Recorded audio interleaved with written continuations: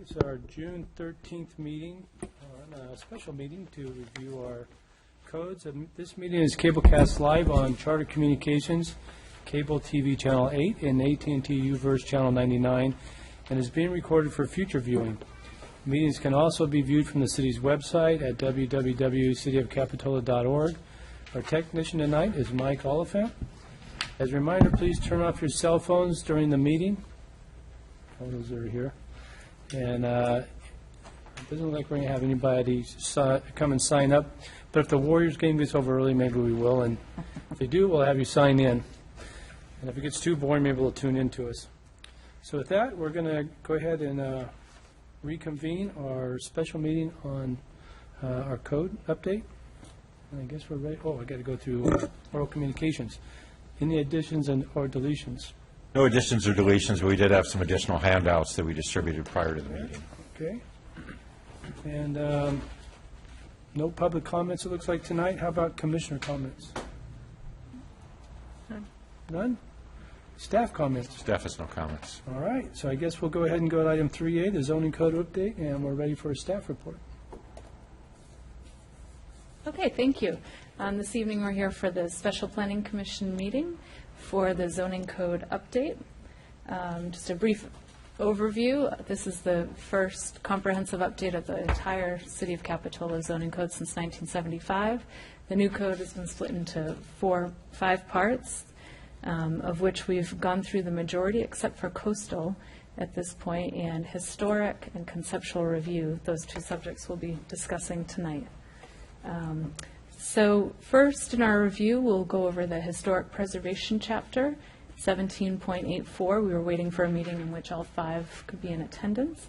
And we'll follow that with conceptual review, which was an additional chapter that's been added.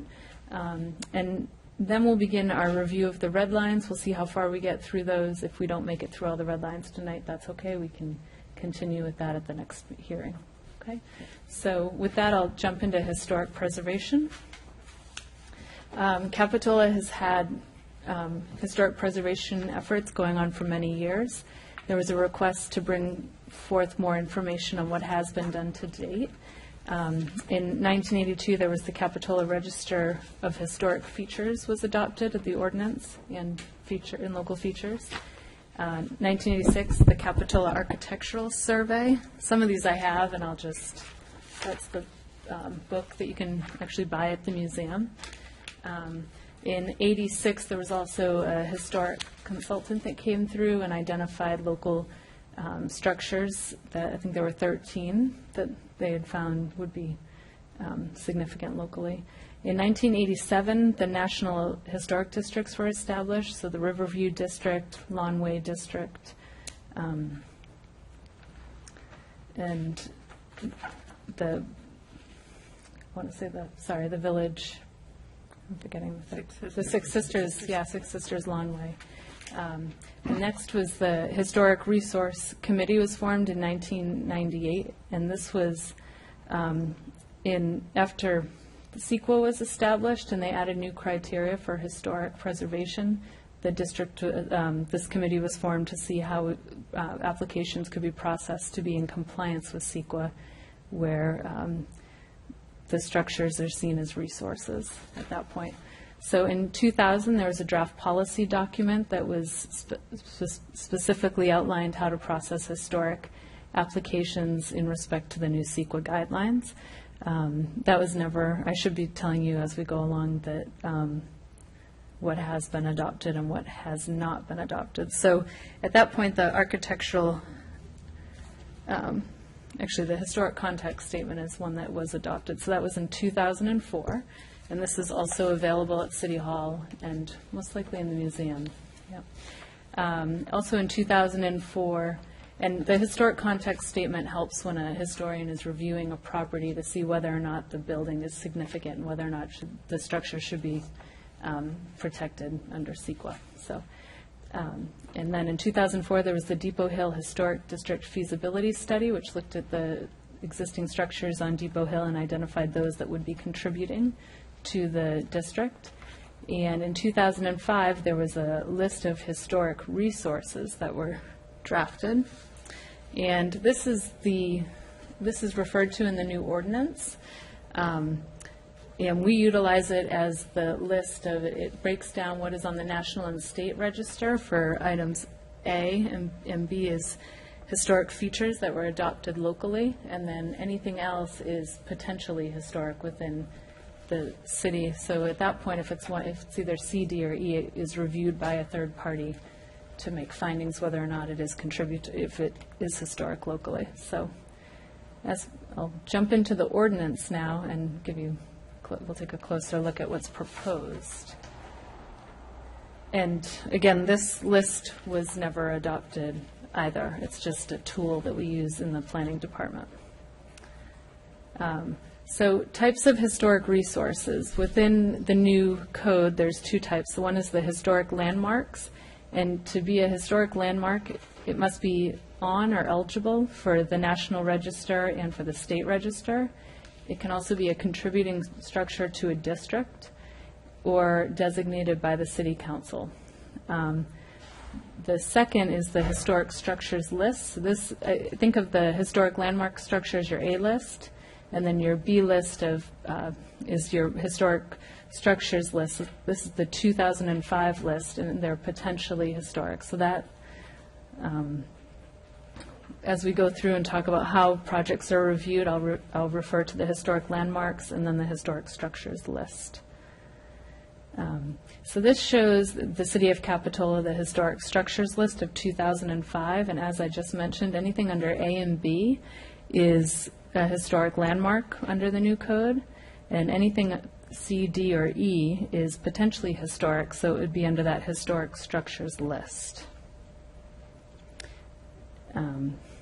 So a couple of examples under historic landmarks. You have the Six Sisters, that's on the National Register. It's a historic landmark locally. On the historic structures list, this is a small property up on Depot Hill that was recently reviewed for an addition, and as we went through that, we found it was historic, but a lot of things have changed with that building, but it did meet our local criteria for historic significance, so therefore any modifications to it were reviewed under the standards. There's a list of what is our local criteria for whether or not something is historical? No, so we don't have specific criteria. We have criteria for whether or not something is locally historic. There's, I believe, 10 criteria in our current code. But when a project is reviewed, it's reviewed against the Secretary of Interior standards, and that's consistent with CEQA. That's why we do that, because we don't have our own guidelines for it. If we had our own guidelines for the locally historic, we could review our local under different guidelines than the federal. So thank you. So next is adding or removing historic landmark designations. Are there any questions about how those two categories are set up within the new code, the landmark versus historic? No. Okay, Yeah, so well, go ahead. Okay. I'll ask my question later. adding or removing historic landmark designations. So if you have a historic landmark structure, so this is on the national or state or has been identified by City Council as a landmark structure, it requires either a City Council member, a planning commissioner, or a property owner to apply for an application to either add or remove. The application is then reviewed by the state certified architectural historian who does an assessment of the historic landmark, and they're under 17-84050 are the new standards that they would review the structure against and ensure to say whether or not the property is historic. And then the decision would require Planning Commission review with a recommendation and City Council to make the final decision. So that's to remove or add to the list. One question. Yep. Throughout, it refers to a state-certified architectural historian. We have a city hired, so we make sure we have consistency in the review. And I think we've implemented that as kind of a process or a procedure. Is it possible that we can change this so instead of saying a, it says the city contracted, so that it's really clear that it's going to be, A consultant that we've contracted?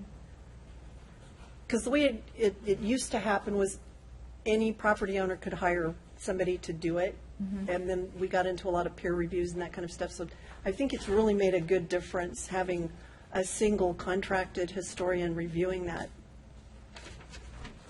Just changing that one word would make that more clear, I think. Yeah, and for the added reason that it's someone who has a lot of history with Capitola and what we're trying to achieve here in Capitola, which kind of leads into what I would like to talk about later on.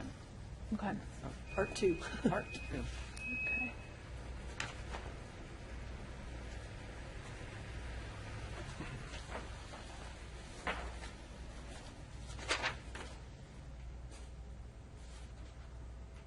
So, I guess in that section, if we're stopping to ask questions, I know we talked about it in your office a month or so ago.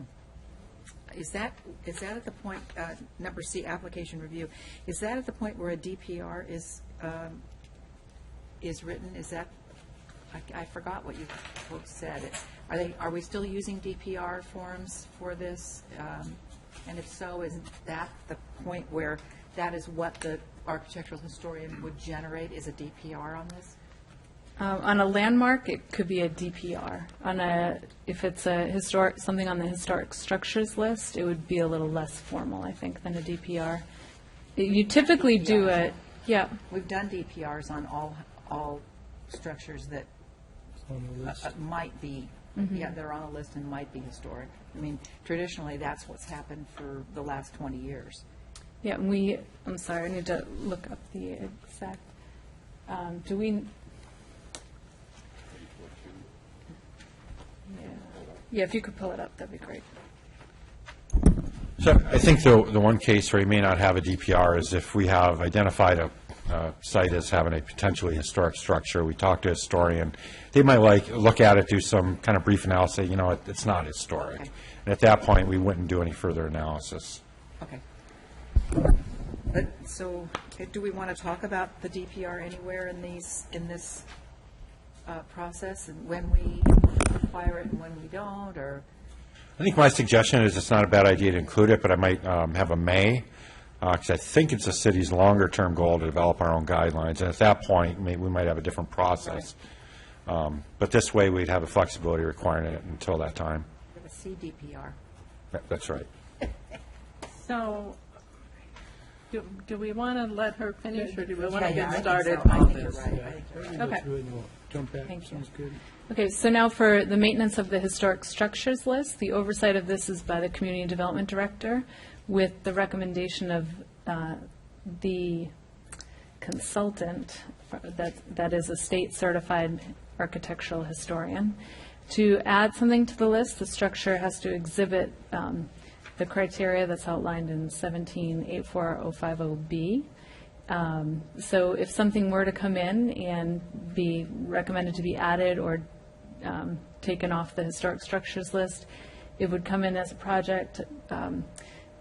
We would have our certified architectural historian review the project, and probably if it looks like it is historic, they would start drafting a DPR, and then, or if not, they would start putting together a memo for us of why it's not historic, and then it would go to the Community Development Director to make a decision, and that decision would then be appealable to the Planning Commission. And then and that's the same for removal from the list. So either to add on to the list or to remove it would go through the Community Development Director and appealable to Planning Commission. The certificate of appropriateness, this is for any alterations to a historic structure. It's required for all projects that affect a historic landmark. So that's the landmark structures are your national and state and locally adopted structures. And then for a historic structure that's on the 2005 list, it's with a discretionary approval. So typically they'll need a design permit approval. So if it needs a design permit approval, at that point the Planning Commission will review it. If it's a small, say 100 square foot addition to the back of the home, doesn't require design discretionary approval, then it would not go to the Planning Commission. It would be, under the new code, something that's approved administratively. And also, if something were to come in and staff says, well, this could be a significant adverse impact to the home, so say if somebody wanted to put a front porch onto a historic home, typically that's a big no-no, or add a new shed roof over the entryway. That's something that we would then say, okay, this should really go to the Planning Commission. And at that point, the Community Development Director, we can make the suggestion that it, or require that it go to Planning Commission for review if it may result in a significant adverse impact. The alterations will all be reviewed by the state certified architectural historian. The decision is typically Planning Commission, it's a Planning Commission decision, and then City Council on appeal. So that's for landmark and anything with a discretionary review. Next, there has been noted within the chapter the historic preservation incentives that are available to the public. So as they come in, when we adopt the code, we'll have more information on each of these incentives available at the front counter. And this is kind of a follow-up item to get more in depth with these as we move along with the process. But at least they're referred to as within the zoning code now of what is available or could be available in the future. Next is for demolition of historic structures. So anytime there's a demolition of a historic structure proposed, a permit is required. If it's a landmark structure, it will go through the process and be reviewed. If it's a historic structure on the historic structures list, all demolitions for that also have to go through the process. So there's a Planning Commission recommendation that's made on any demolition permit, and then a City Council decision. So it's been thoroughly reviewed by two parties, and no surprise to the public when a potentially historic structure does come down. So, and it would come with the findings that it's not historic in order to be demolished, or have a preservation plan in place to reconstruct it. Findings for approval for demolition, those I've listed on the slide. I won't read through them all, but in order to demolish a structure, these findings would have to be made. There's additional findings for the limitations on findings for economic hardship. When it comes to economic hardship, it can't be that they're overdrawn on their loan. You know, it really has to, they have to find a true finding of an economic hardship, that the building can't be utilized in the way that it should be utilized, and they'll have to provide such evidence. So this is typical within a certificate for demolition to have this type of criteria, and to make the hardship finding is often tricky in a high-valued town such as Capitola, because oftentimes they could sell the property and find another investor to reinvest in the property and then care for it correctly. So, and that is the end of my historic preservation. Okay, you know what, why don't we go back to the beginning, and then we can kind of have a, so I think we're going to have a little bit of discussion through the whole process, if I'm not mistaken. So do we want to start off with the historic, or how about the purpose? And I wonder if we might want to talk more in general terms, because I think maybe more than just me, maybe there might be other people who feel like we might want to go in a little bit of a different direction, and I just wonder if we want to talk about the overall picture first. You know, do we want to follow this? Do we want to,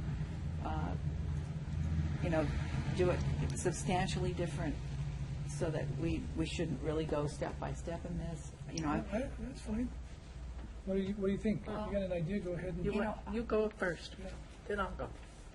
So, you know, we've talked at length, and you mentioned tonight about us going our own way, and I feel like this would, if it ever gets actually approved by the Coastal Commission and we can implement this, this would be a really good time to do that,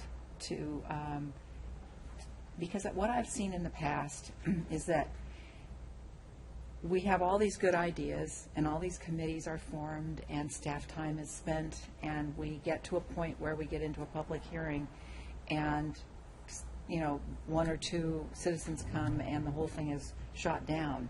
So what I would like to see us do is to find a way to get something that is supportable in this community so that we can actually get more passed and have something. And I think the way we can do that is to develop our own criteria and our own, I think you mentioned it, Katie, instead of using the states, we need to develop local guidelines. And I would like to see us do that in conjunction with this. And, you know, I think it's all well and good to keep the state and the national designations that we've got now, but, you know, we probably have all the ones that I can't imagine us getting, maybe the wharf, I can't, you know, we might have a few more, but maybe we want to stop hitching our star to the state and the feds and really go out on our own and get something that this community can support. And I think if we decide we want to do that, this chapter in our ordinance can really reflect that. Well, for me, I would like to take a little different approach than, you know, this ordinance proposes doing as well. And partly in that I think Capitola already has adopted some historic districts, the one along Riverview, the Six Sisters, Venetian Court, Bond Way, those are all in place. And I would like to see us come up with a system that perhaps maybe, you know, added one more district up on Depot Hill, because I think there's been some interest along Central and Cliff if those homeowners want to, you know, get together and do that. And once we had those districts in place, for me, I would like to see a significantly shorter list of what we think are historic structures in town. Because right now, I think we have just a lot of old buildings that, you know, someone thinks is cute or not. I have great concern about the list that we're using to draw from, because I was here in '86. I know of some major issues with the '86 study and book that were put together. I have some concerns that, you know, we're getting ready to adopt an ordinance and put in a list that was put together by well-meaning people, but not one that's ever been adopted by the city council or the residents, and now it's going to become an official document. So I think if we're going to try and get the people of Capitola to buy into us actually coming up with, and I don't know what the number is going to be, a few structures outside of the districts that are in place, you know, and support us trying to keep those, then we need to be a little more thoughtful about our approach. And I'm not an attorney, but it's my understanding that under California state law, if you want to demolish a historic structure, a local jurisdiction can make you go through the hoops of, you know, writing an EIR and going through that. But ultimately, you have the right to take down that structure if you have not agreed previously to put it on some sort of historic list. And you know, I don't want us to have 300 and something structures like we have on this list that could be potential. I would like to see the districts and then maybe a list of, I don't know what the number is, 10, 15, 20 other structures that are considered, you know, major for Capitola. But I'm pretty uncomfortable with the way, you know, this ordinance is written, and we go through it in detail. I have some specifics about that. But, you know, I think Gail's right in that my sense is Capitola may have changed enough in the last, you know, 10, 15 years that there's a group that wants to support more historical preservation. But prior to that, the reason none of these were ever adopted is because it wasn't supported by the community. A few places were Venetian, Six Sisters, and that's fine. Those were created.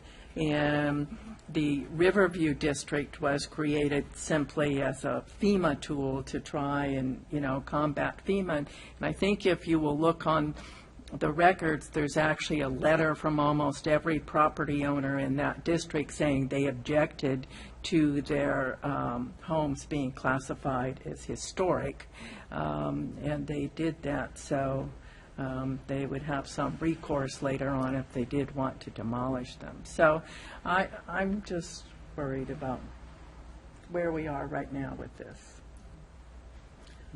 I'm going to throw in kind of a hybrid, because I agree with everything that you said about reducing the list and really identifying those structures that are iconic to Capitola.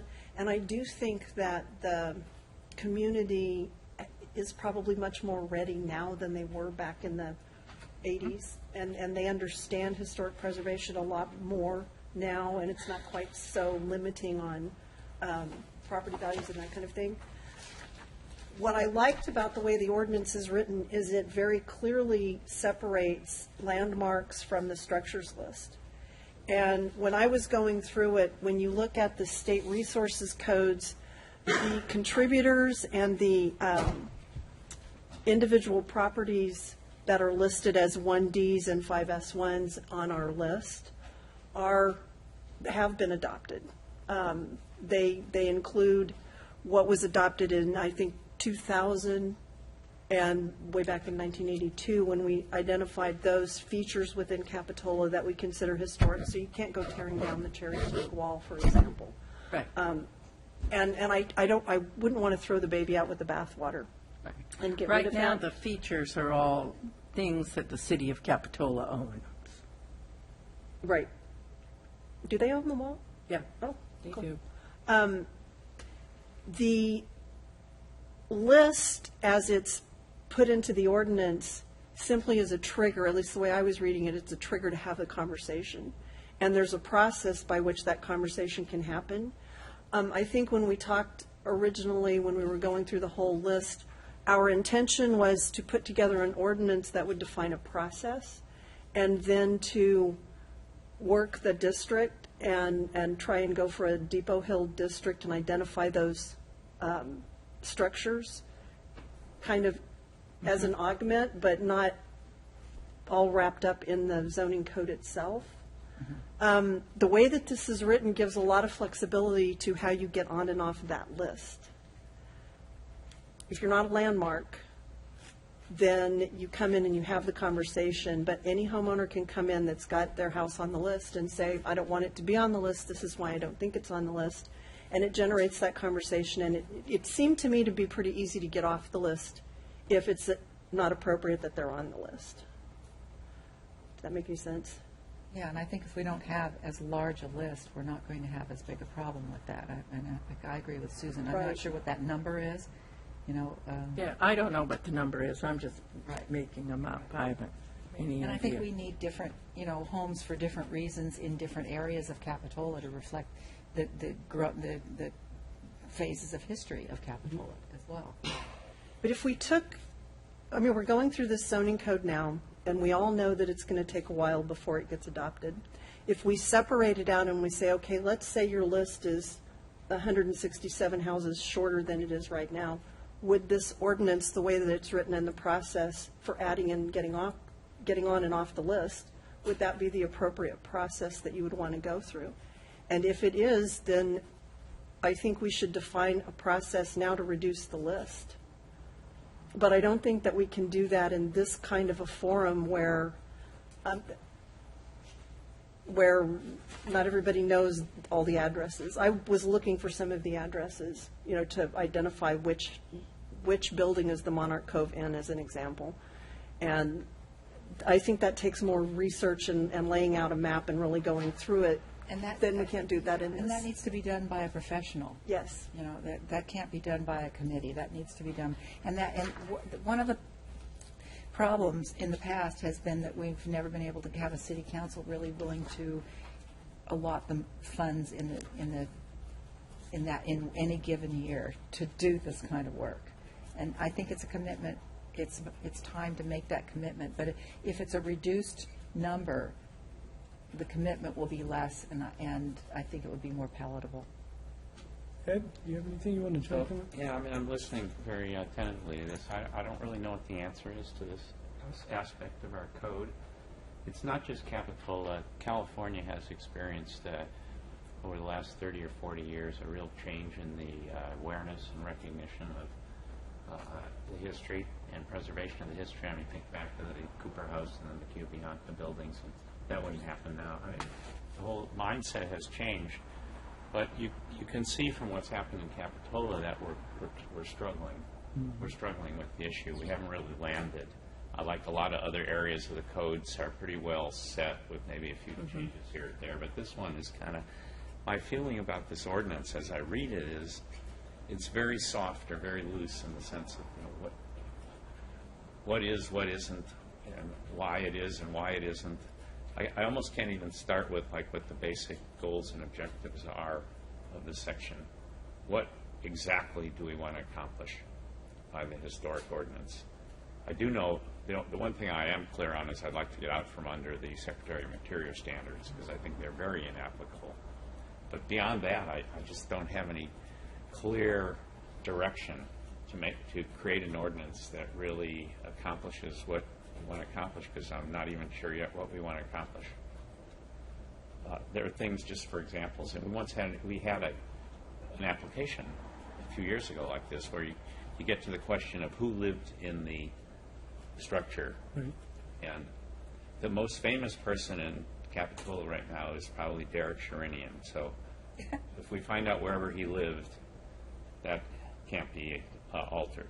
He's a guitar player. I was going to say, who is he? I don't know who he is. If you Google Santa Cruz, that's what'll come up in the world. So I mean, applying our ordinance here, that would be like the number one historic structure where he lived in Capitola. And nobody even knows it. Right. So I mean, I just use that facetiously. I think you're right. What are we trying to accomplish? Yeah, but I use it facetiously. But I can't handle the issue here because I'm not sure where I want to go with it. But, you know, I think the good news, I think we're on the same boat because, I mean, I think from a goal perspective, we want to retain those structures that have value historically to Capitola. But what is that really? And we struggle with that the last couple of years on some of these historical, named historical projects that we reviewed. And I think it really puts in a position of us making the decision ultimately of what may or may not be historical. I don't know that, I agree that I think this list is too long, and I'm not saying it's too long because of number-wise. I don't have a number that I think we need to say needs to be on this list. I think it should be whatever's appropriate. And how we get to appropriate, I think needs to be, like Commissioner Ortiz said, done by professionals. It's not us, it's not, one of those groups had, city council members, and, they did have a historian on there. Yeah, so it's. There's been several of them, and I've been on every single one of them. And it's been just a group of interested people. Catherine Gualtieri is the only professional, she wasn't hired, but she is sought after by other communities, and she sat on several of them. So I think we're on the same track. I think we all agree. One, I've always been in favor of getting rid of the Secretary of Interior standards. I don't think it applies to us, and I think it'd be, and I'm hoping we can do like Las Gatas or Carmel and have our own process, and maybe even a committee that looks at what that process is. But here's what I just want to make one point that I feel very strongly about. If Capitola is going to say that there's a home on this list that isn't either on the state or national historical resource already, that if the owner doesn't want it there, then we are obligated to prove that. I think that we do, it's kind of an injustice to have a group of individuals say now a home is historical that someone lives in based on our standards, and now we're making them jump through hoops, whether it's to remodel, do an addition or demolish. So whatever we come up with, the process, I think we either need to own the list or the owner needs to own that process of saying, yes, I want to be on that historical list. I think to leave it vague like it is now is really an injustice to, some of our people who happen to live in those homes. There's a way to break this section out of our process. Are we stuck because we have to take the whole thing to the Coastal Commission? And before you start, I have one more big concern for me. I think if we're going to do this, then it needs to be integrated into the rest of our ordinances. And it came up for me when we talked about a project here on Capitola Avenue. And that project was backing up to, single-story, what are considered contributing structures in that district, in the Riverview district. And if we're going to make those people stay single-story, and, they have to jump through all sorts of hoops, and their neighbor, 10 feet away from them can build a 3-story building and not have to do anything, which is going to have an impact. We've got to figure out some sort of balance in what we're requiring people to do.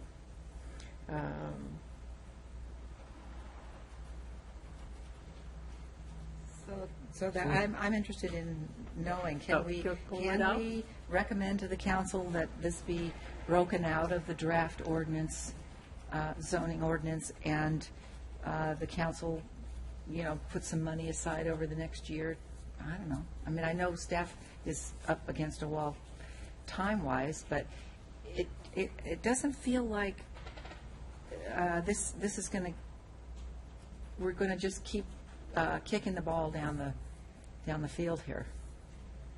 So I guess I had a few comments listening to the discussion, kind of to back up to the purpose of it. And what staff was aiming to do is simply to codify the process that we have today and to kind of refine the process, make some distinctions between landmarks, potentially historic structures. We've talked about developing a local program for a while.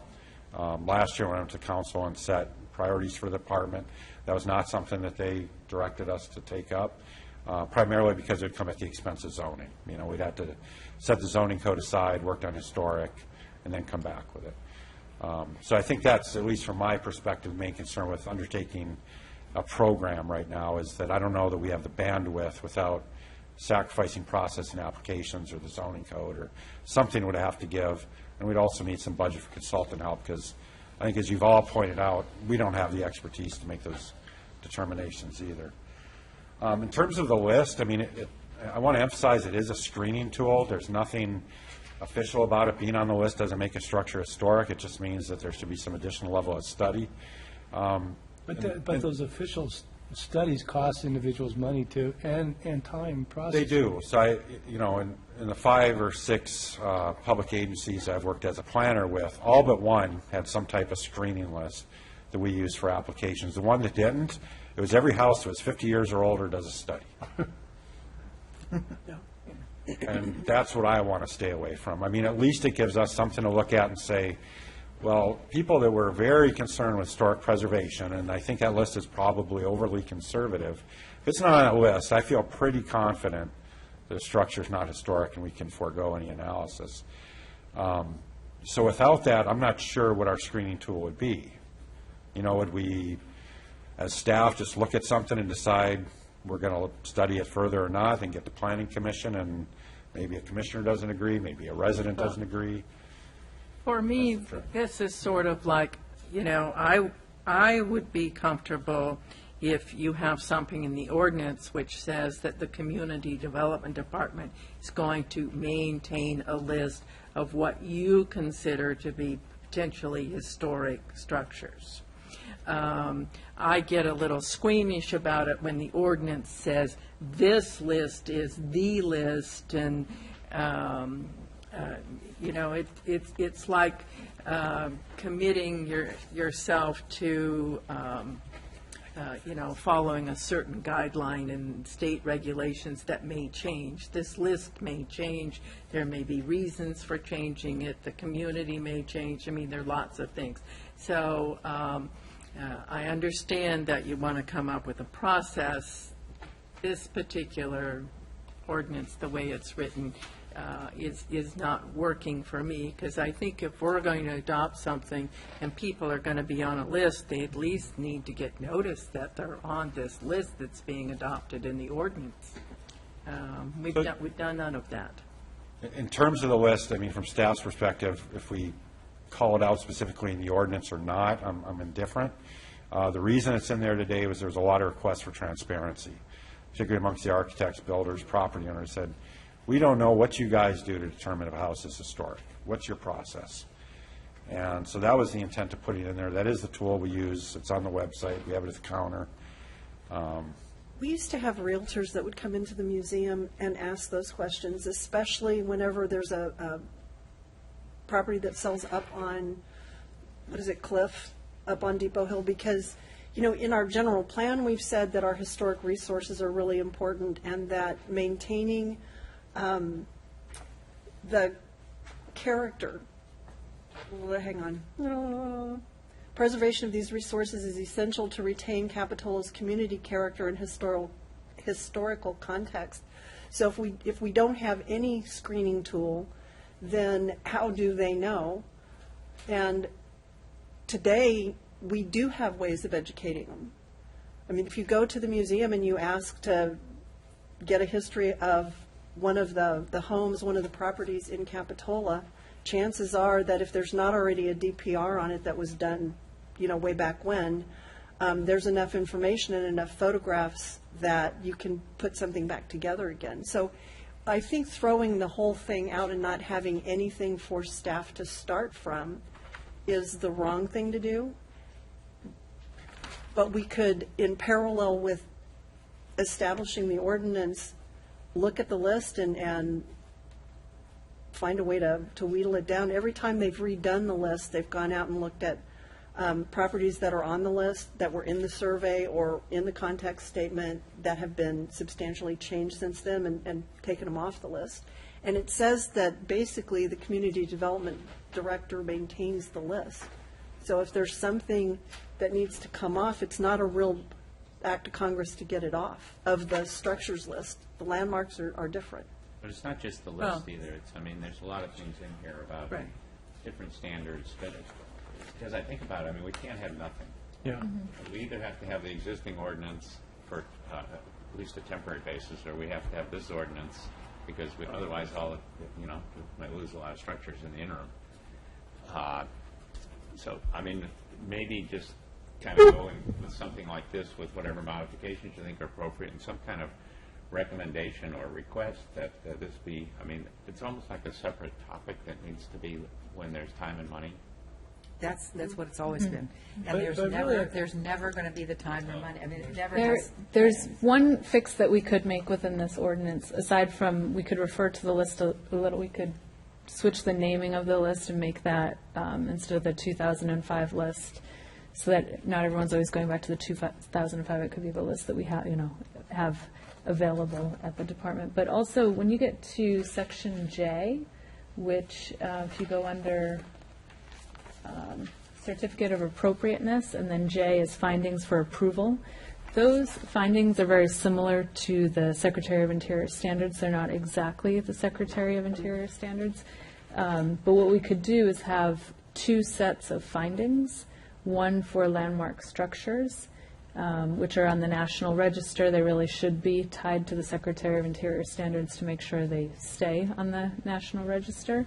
But then you can also, for the local list, we could have findings for approval that could talk about modifications to the sides of buildings that can be okay, and an addition can look very similar to the existing home. I know there's certain themes that I've heard come up during the meetings of why make the addition so different from the historic structure, why not allow it to blend? And those types of things we could do for that historic structures list for findings, where it doesn't have to be as strict as like the superintendent building findings for a building that you really don't want to see change too much over time, or the Six Sisters. So if, I don't see does the that, differentiation in the findings here, which is one of the big issues on the Secretary of Interior, is that when you make changes to the historic structure, they have to look different, so people will know that that's not different era.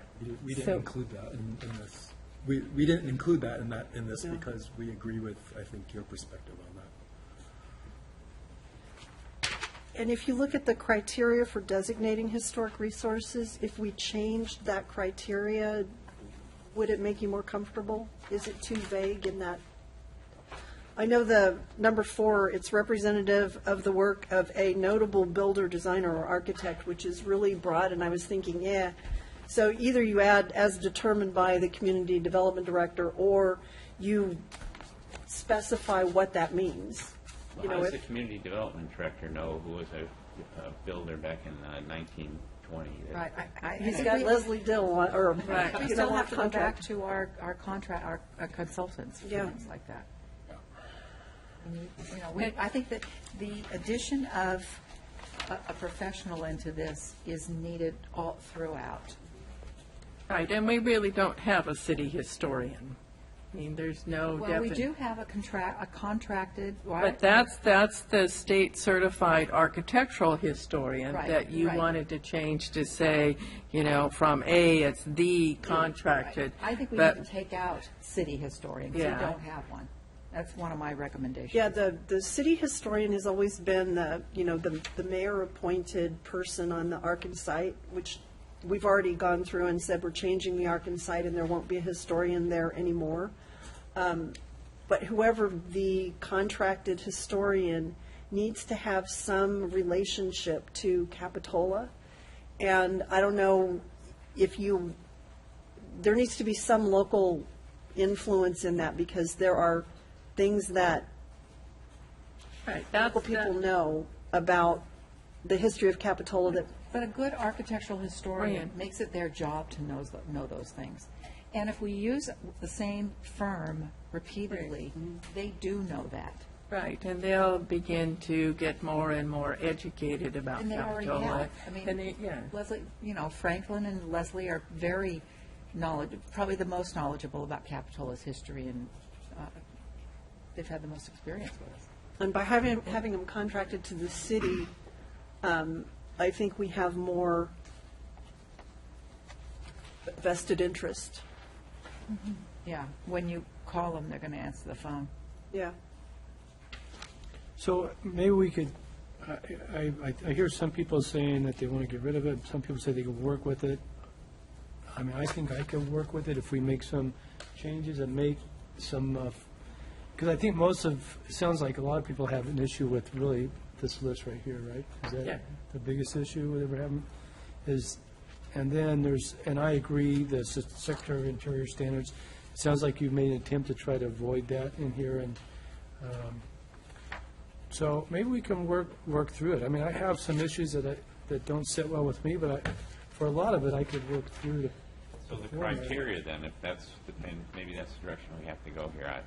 I don't like the idea of identification with persons significant in history. I don't like the idea of it being a representative work of a notable builder, designer, architect. Now, I think people on their own, if you have a home that was designed by Maybach, and you know that, you're going to make an effort to retain that because of its value.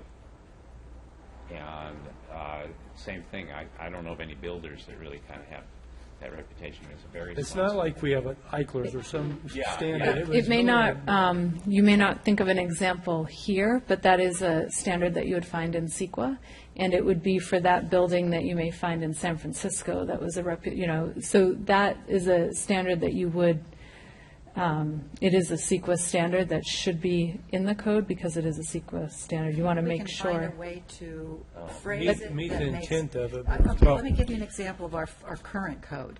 And the one that rings true to me is number 2, and it says, "The proposed feature is an example of a type of building once common in Capitola but now rare." That's getting more, I mean, it's not, I don't think it's good, but I think it's getting more towards, better standard. you know, what we're trying to look for, and that is that it represents a time in Capitola that we want to preserve. So within the historic structures list criteria, we could add like a certain time period, like during the establishment of Camp Capitola. You can better define what is that period in which you want to preserve. I think But it's that's not- one of them. It's That's not one. just a period, though, it's also got to be, It's got to have some integrity, architectural integrity. yeah, we as had the well. discussion over here where Yeah, just, Charlie's or whatever, by the firehouse, saying that Right, some where people thought Charlie that had took it. architectural, it's like, that thing it should have fallen down years ago, it needed to go away. So, we could debate some of those things. I mean, think. there are ones that are contributing structures in historical districts that I think ought to absolutely go away. Just because, they detract more than they add to, the neighborhood or the community, and they're in sort of deplorable condition.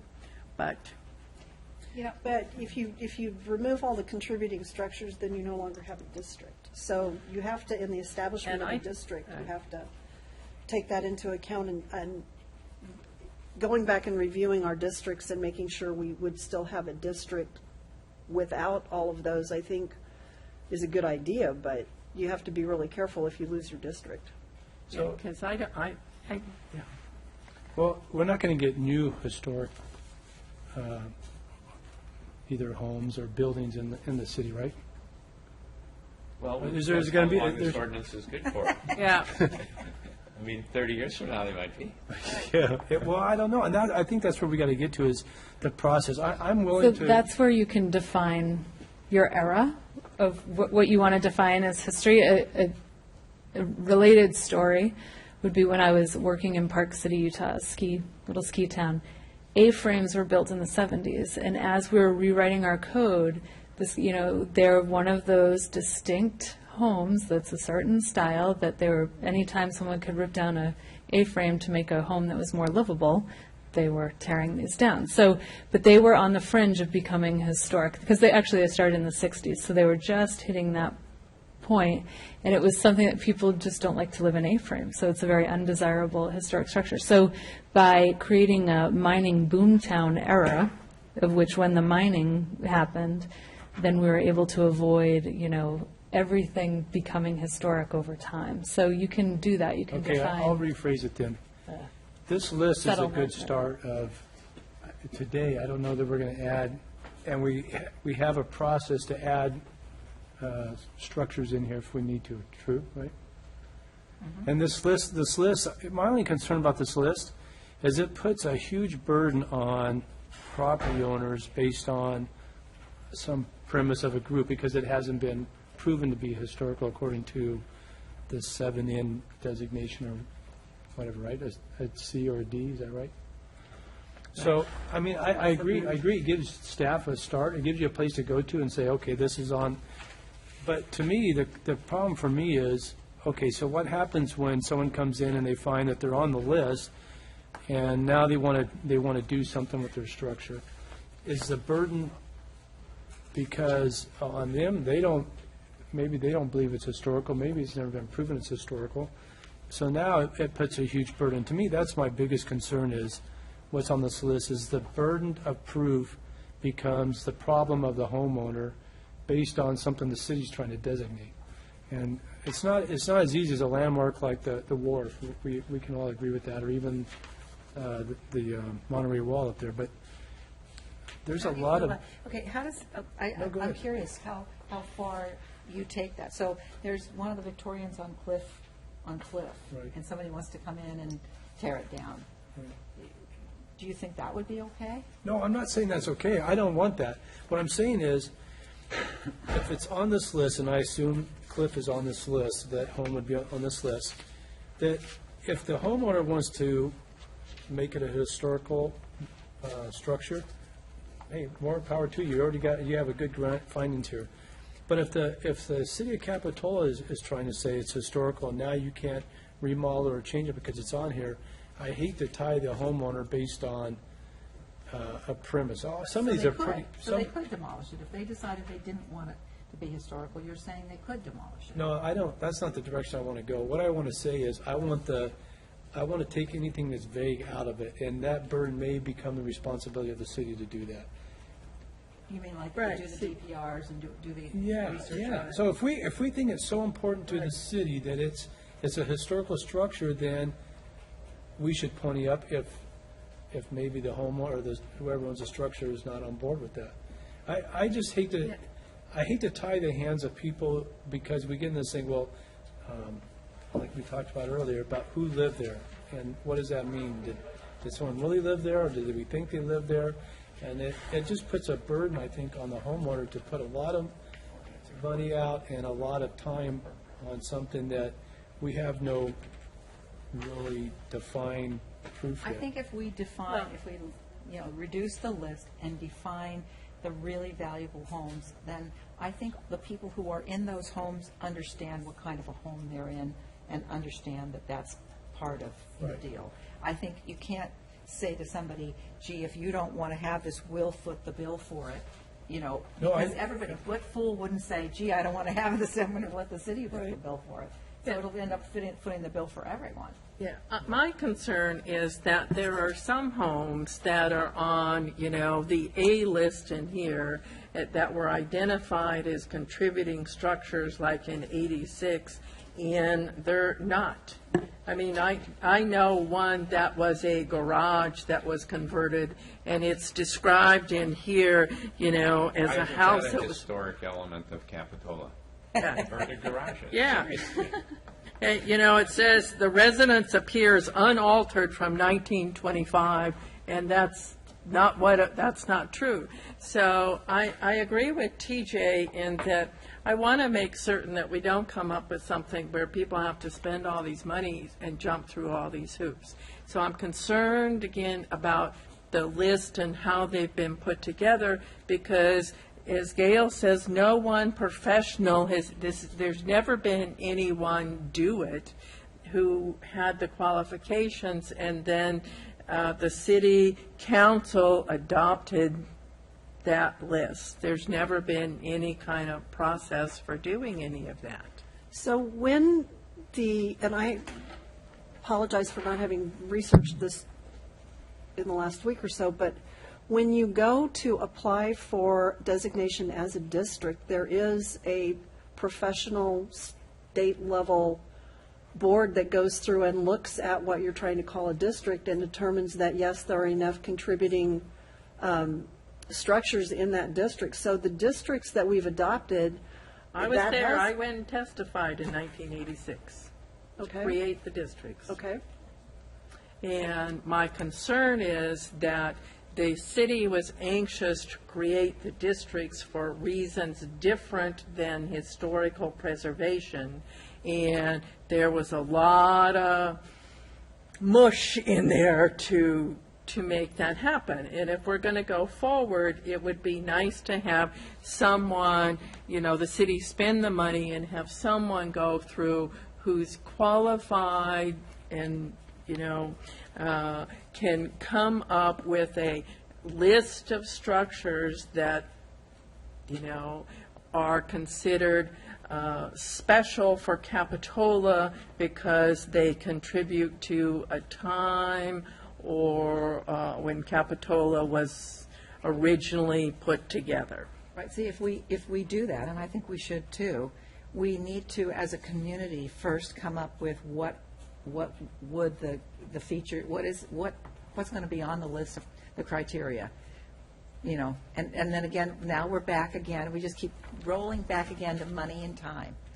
And it's But- always back to money and time. But if you want to put your money where it's going to do the most good for the community of Capitola, it seems to me that spending the time and energy to look at Depot Hill and identify those iconic buildings that are up there that matter, that really matter, and protect that before you go back and review the ones that you've already established as a district. You can have somebody go and look at your districts and revalidate your districts, because you know what your motivation Yeah, was, I'm but not- what was I'm- theirs? I'm not asking you to do that. I'm just saying, you can leave the existing ones in place. I have concerns about the validity of, our historic structures lists that we're using. And so I'm comfortable if we are not going to put this list in our ordinance, we're simply going to say that, the Community Development Department is going to maintain a list.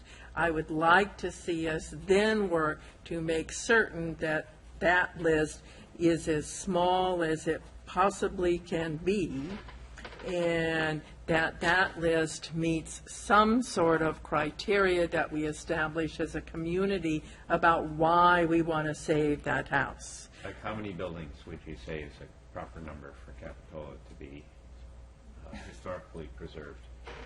Yeah, I mean, I don't know how you can There's a say number. that. I mean, you Well, the problem is, this is not Bodie, California, where the whole town is going to be like, what it was 150 years ago, and that's what we want it to be. Columbia or whatever it is. Yeah, this is not, we're not a museum. No. I mean, We're there not- are a lot of little places, I think people should be able to tear them down Yeah. and make reasonable places to live in, because they were built as, tent cabins, summer cabins. If you've ever tried to live in one of these historical houses, it's not fun. No, you can see light through it. Yeah, I think, when we started this process back in the 80s, property values were not what they are now. And so, we were trying to save the flavor of Capitola with scale was a big part of it. But I really don't think that we're going to be able to fight that scale war like we used to be able to, because people need to make their houses larger because they're paying so much for their property. So we need to, that's another reason I'm saying we need to redo what we consider historically important, because we just can't expect people to keep a 500 square foot home when they've paid $1 million for that piece of property. And I'm all for, so I just looked up the first one on the list, 412 Bay Avenue. It has some very nice characteristics architecturally, but does it really define Capitola? Is it that important to Capitola that the homeowner couldn't keep the same character but make changes to it? Because we tie their hands so much when we say it's a historic home that, I'm sure that we do always tie their hands, though. I think we've really allowed people a lot of leeway in adding on to the back, keeping the front facade. we have recently. I think the current planning commission, changes, in the last few years, even before I was here, I agree with you. I think they've done a good job of trying to work out and come to good But let's say the compromises guy- with people. That's a good example, 412 Bay. I don't really have a picture in my mind, but, it's a He's got it right here. So let's say somebody comes in with a super architect who has all the, hottest eco items and the greatest design ever, and people would, like they said the Windmill House was going to serve that purpose. People would actually look at it as a great feature of Capitola. Then you got to balance that off against what's the value of preserving this house versus having this new house that for 50 years The next people would 50 find years. to be a great. It's sort of like the tree issue. Well, or Any kind of tree. it's the not the water tower, but what down in the village, the one we approved in the village. Lighthouse, the lighthouse. The Lighthouse House. Lighthouse, the yeah, lighthouse, yeah, that's right. good. 50 years from now, that's going to be iconic. Well, that's right, but, if it was historical, but you say you can't do that because we want to save it. So, we're kind of looking short-term in a way. There has to be a list there's a few buildings, but it's a short list. Right. And it's buildings that were, 1920s. I don't know exactly what time it is and Some prior turn to of the that. century to, Yeah, late 1800s to 20s, yeah. yeah. It's the ones that you look in the 1889 painting of Depot Hill, and they're still there. The Arthur House, the Pfister House, there are 55 from the Depot Hill feasibility study that Franklin, Maggie, and I believe that's the same firm that we currently contract with, right? So there are 55 that they identified could be contributors to a Depot Hill district. So why didn't that go forward? I was not here, and I was Because working. people get up at the city council, because enough outreach has not taken place, and incentives have, one good thing about this is that we've got incentives in here, and more incentives are better. We need to throw incentives at people. If we want to make this easy for people, let's make it financially, all right, it's a trade-off. You might have to have these reports done, but you're going to save all this money in, fees and those kinds of things because it's of value to Well, Capitola. Jim Redding didn't rebuild the superintendent's house because there was an ordinance that said he had to do that. But there's not very many Jim Reddings. He did it because it was, both beneficial, both financially. And Right, to him, to do it. yeah. So there's something, I mean, the whole thing, I've There's so few with people. expanding this concept too broadly. Well, CEQA winds up putting a burden on everybody because it takes it the step further, and now you're preserving the wood and everything else. Right. Living through watching the Lent House come down and get rebuilt, they suffered 3 years and wound up completely changing the way that they interacted with Capitola because of that whole process. When what Capitola, in my mind at least, really wanted was the iconic look of that big wooden house hanging over the cliff. And if somebody came in and they're going to build it back and it's going to look the same and feel the same, then I think the character of Capitola gets maintained. So maybe it's in how we implement those guidelines and not whether we're determining that it has to jump through all of these hoops.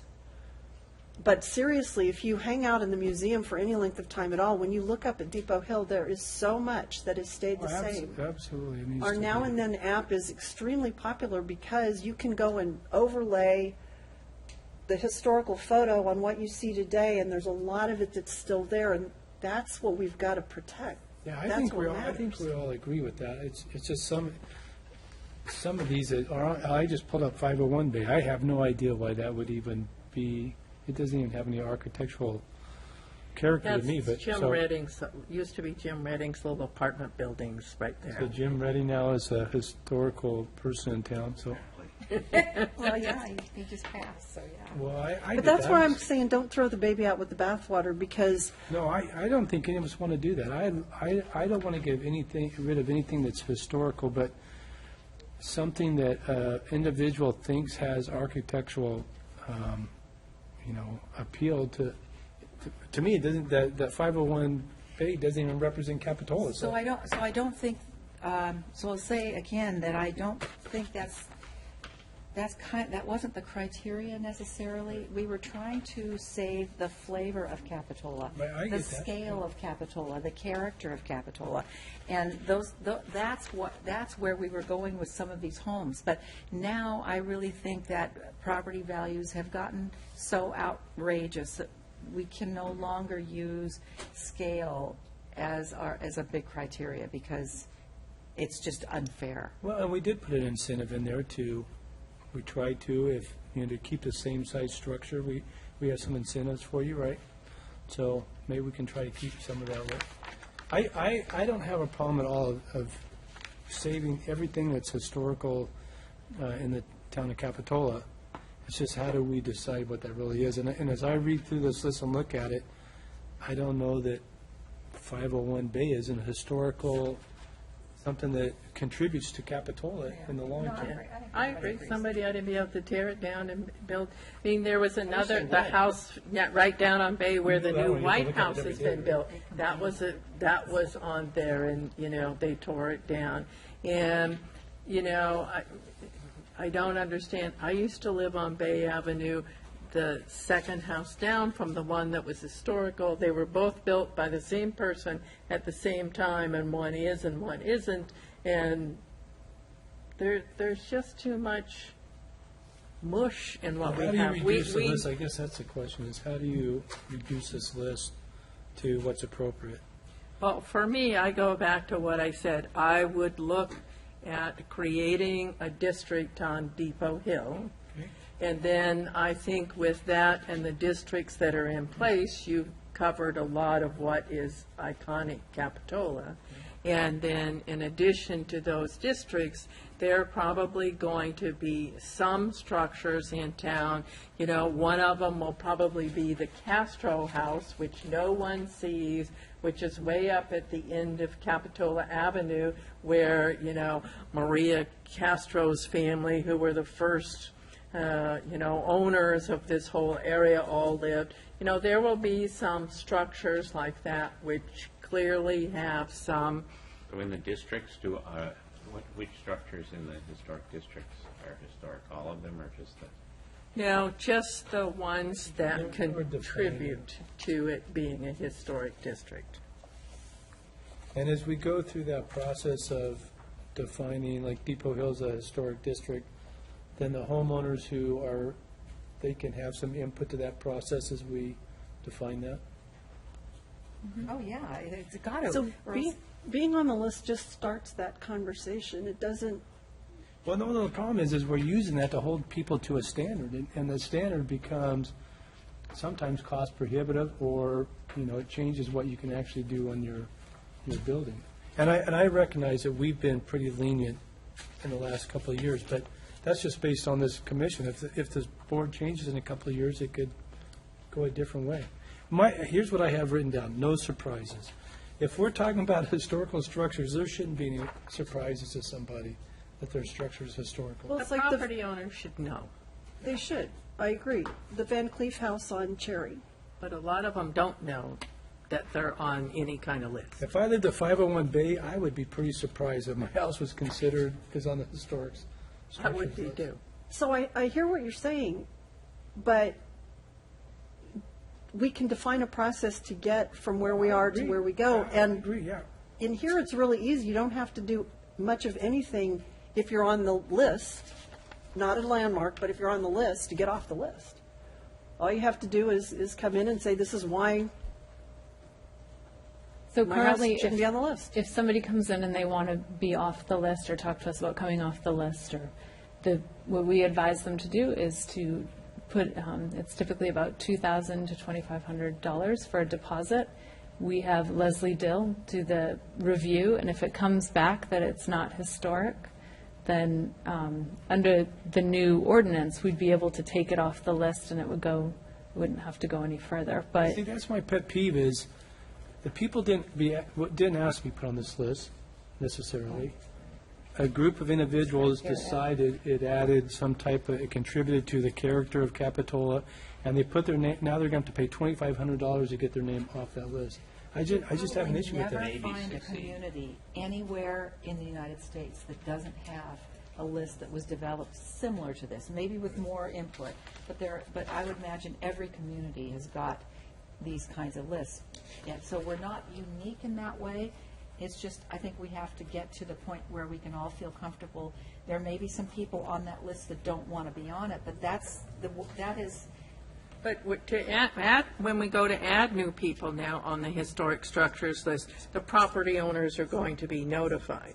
But we're going to adopt a list where no one was notified. Right. We're just going to notify people in the future. I don't see how we get away without redoing that, hiring an architectural, hiring. Well, my concern is, But I this is trust, the process we've been utilizing, so the list does exist, we have been utilizing it, and it meets the CEQA standards. So as staff coming here, when I found the document from 2000 that outlined how to process a historic resource in the city of Capitola, it was extremely helpful to go through and to have such a list that you know where the potentially historic buildings are. So And it has To been move. publicly available. I mean, the context statement is for sale. It was sold at the bookstore, it's for sale at the museum, and is kept in stock. The architectural survey is reasonably readily available. my concern really on this list are the Cs and the Ds and how they got there. And if we could notify those people and find out if they want to remain on it or come off of it, and if they want to come off the list, then we can have a discussion maybe. I don't don't know. know if I see that's- Rich looking, shaking his head no.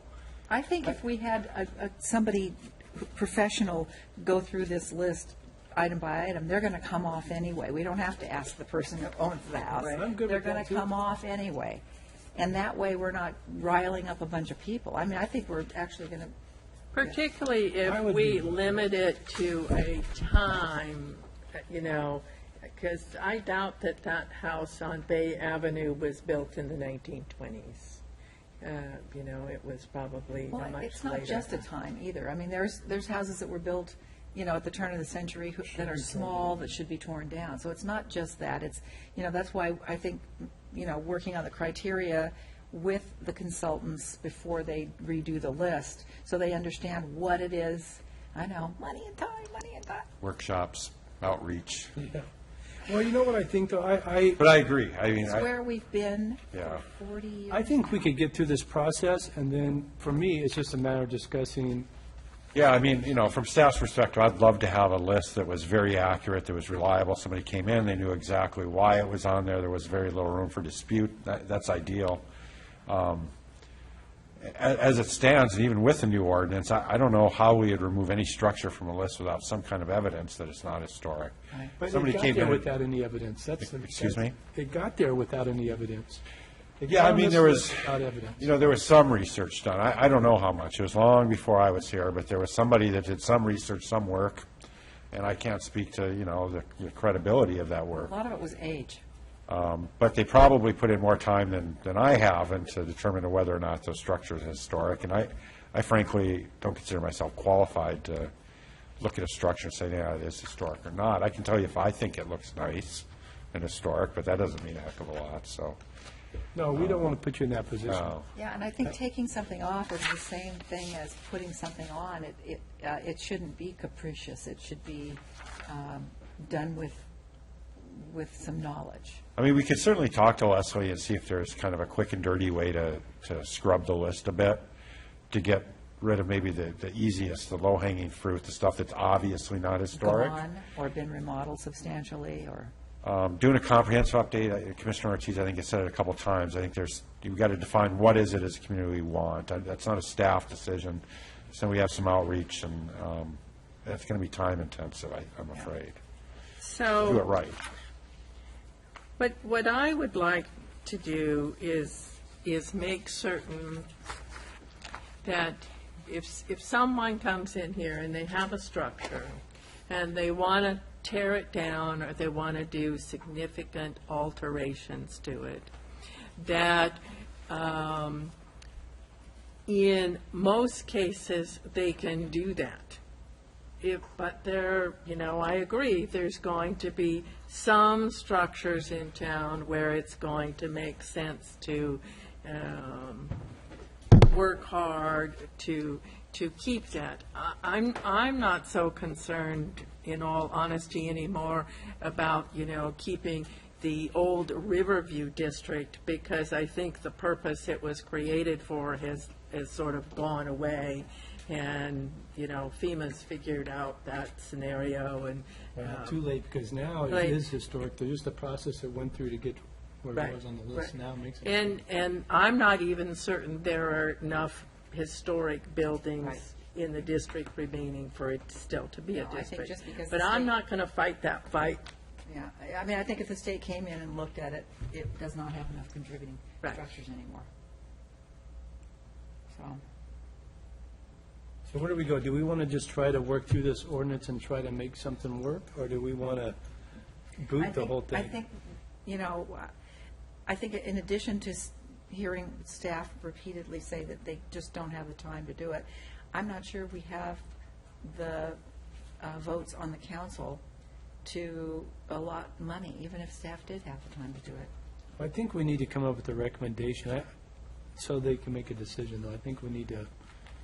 I mean, my suggestion would be we could keep the existing ordinances we have, and we could make a few alterations to that if the planning commission prefers. We could work with this one.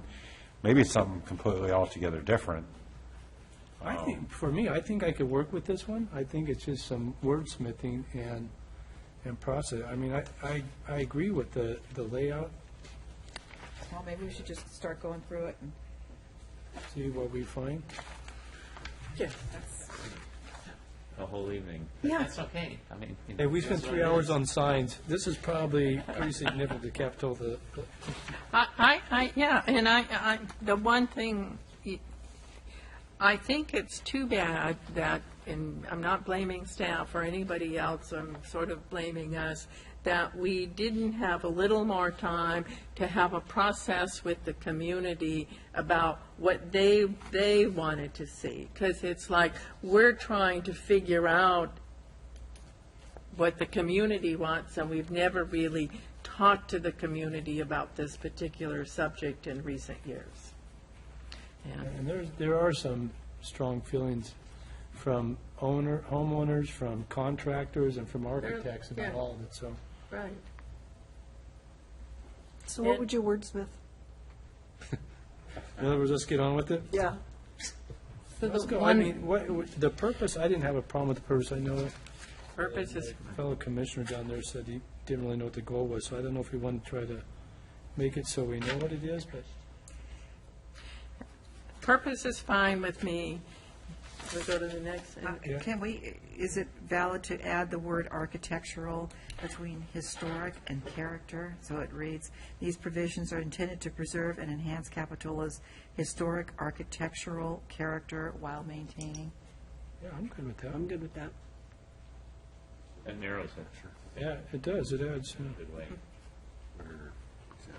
And I really think we're talking about the exterior look and feel and not the interior, are we using the same wood kind of thing? Or who Or built just- it, or Yeah. who lived there, or. Okay, so. So I want to pause there. I'm not sure that all historic resources are structures. I mean, you could theoretically have a landscape, you could have like the Rispin site, Oh, yeah. not just the structures, historical wall. I don't know if that's architectural. Yeah, okay. So skip the architectural? Yeah, I'm not, I just brought it up, I'm not stuck on it. I see your I point. thought it was a good Could- idea. I know, it sounded good. Because I Could- think I see it your was- point. Could we elaborate in the purpose, something about the time period we're trying to save? I mean, we're really not trying to save how I hope we're the not doing structure is 8, built in the 17, 60s. 60s, I yeah. mean, Cliffwood Heights was built in 67. establishment of Camp Capitola, or Yeah, something, early Camp establishment? Capitola was pretty early. Early, yeah. I think we need to know what it is. I don't think any of us can put our finger on that right now. Maybe Frank Perry could help us with that. But, when we kind of all know what the homes are that we would want to really save, and what is the range in the era. What are we talking about? I think it's got to be somewhere around Camp Capitola's start to somewhere in the 20s. But I'm not sure of that. So the Grand Hotel burned down in 29. Depot Hill was pretty well started long before Yeah, that, it was in the 1800s, yeah. and pretty well established, so I don't know how far you I want to think- go I think forward. but- Frank Perry, or and that board or whatever should make recommendations for that, That is Carolyn and Catherine. and ask Carol and Catherine. Or maybe we leave it vague enough to get through there. We're not going to get through this in that week. Let's go. Okay, so, is everyone can live with the purpose statement, or we can do some Yeah, I mean, I wordsmithing think, and send it? Yeah, let's we're do gonna narrow just- and we'll be This is all going to just kick the Okay. ball down the court The here. types of historic resources, we have the landmarks, which I'm totally fine with. The historic structure list, which maybe that term alone is, if we just get rid of the 2005, just call it the historic structure list, that, yeah, it's maintained by the Community Development Department. Now, do we have a list for historic landmarks? we have a list, right? There's already, There is a list. there's a list of the wall and the Yeah, it's through the general wharf plan. and the, Yeah, the only problem is for A4, we get to that later, what the criteria are. But within the 2005 list, if you look at the State Historic Resources Status Code, the landmarks pop out. They're either 1Ds Right. or 5S1s. it's the 7 ends that I have a problem with. 7 Ns and Right. 7 Rs. So if we're just saying they maintain a list, they can Put the use burden- this they can list, use but this we're not list. putting this list in the ordinance. Right. Right, but we're all under the agreement that they're starting with this as the Right. list. And I wonder if changing the name of B Historic Structures List to be something a little bit more accurate, like screening list or something like that, because the Right. name in itself implies that it Yeah, is I historic. agree, that's a good comment. Now, is that what's on the cover of the book? I mean, do we need to, is that on It's the, not in the book, right? That's just, There is no it's book. it's just this document. it's just this, okay.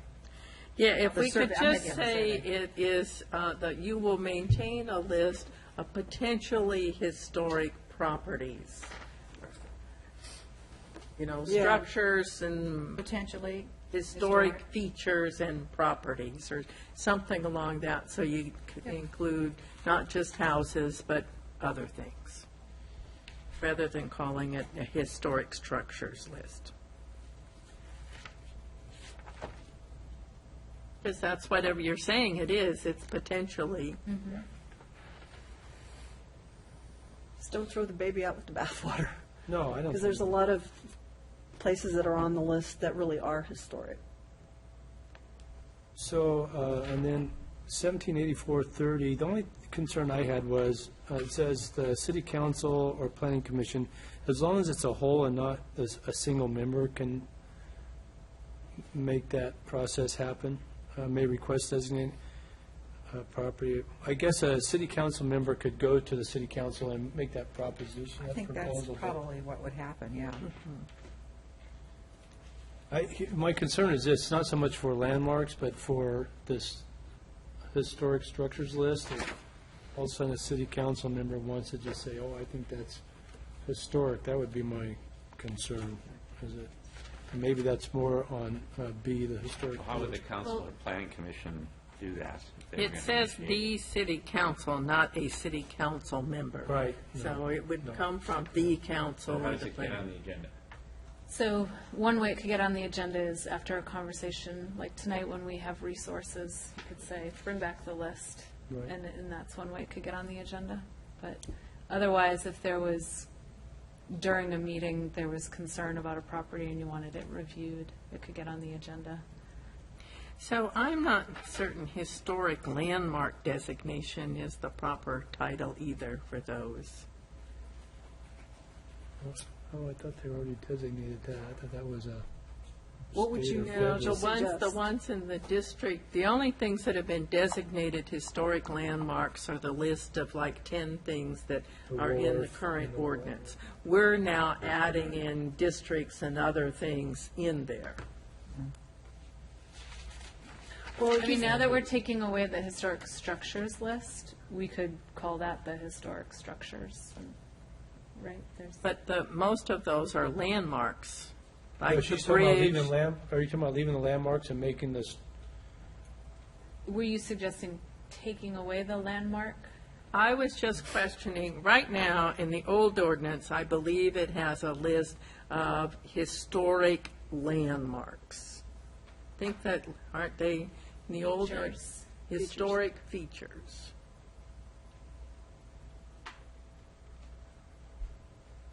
there are features. And now we're designating to the historic features list, we're saying historic landmark designation. Where did the term landmark come from? I think it's a commonly used term for historic landmarks, so. The wharf is It's a a landmark. preservation term that's commonly used. The term I know. landmark maybe suggests something more significant than. Yeah. a feature? A structure. So you want To to make call it, application to remove a How property? about just historic designation and take out the word landmark? well, you'd have to call it a feature or something, because historic is not a noun. But I think when I think of a landmark, I think the wharf is a landmark. I think the wall going up Yeah. Ray is a, Is somebody's house a landmark? it could be. I'd say the superintendent. I don't think the those are superintendent's building landmarks. may be a landmark. I think so.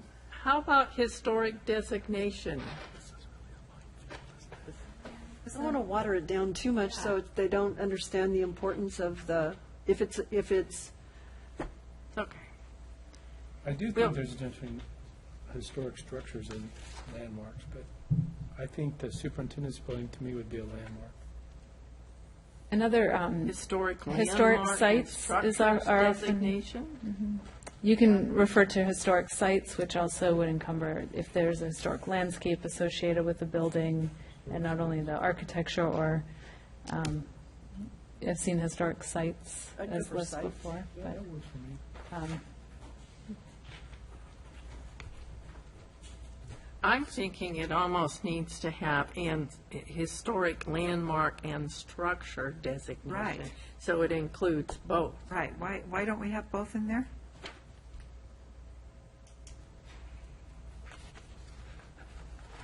Should we blank looks?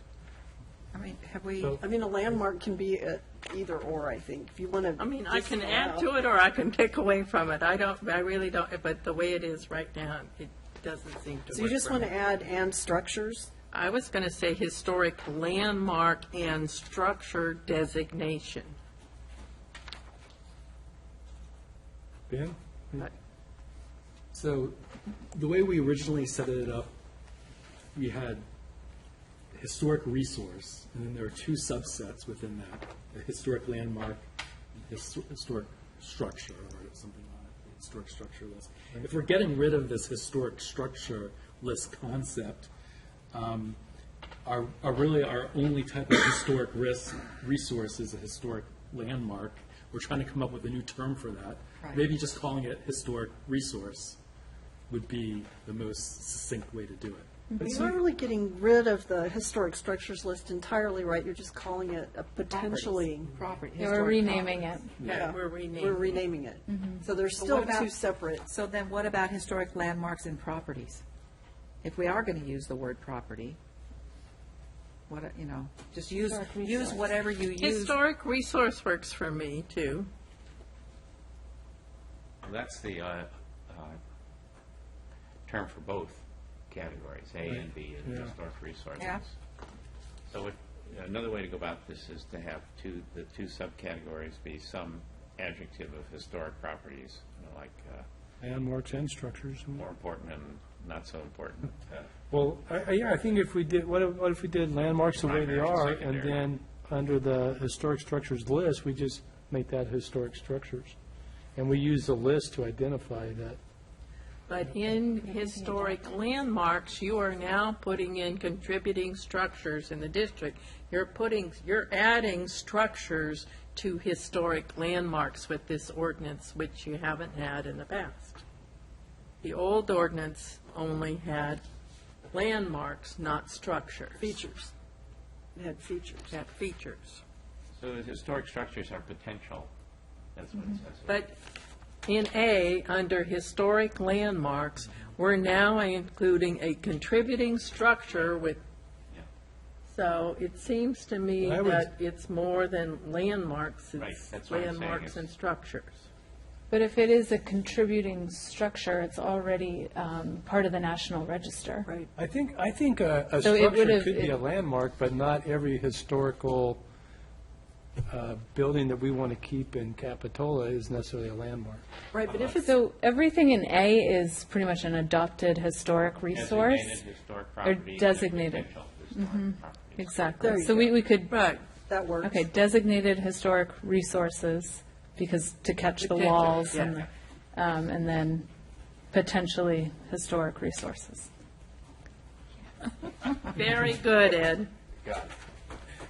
It took an attorney to get us there. Type that up quickly.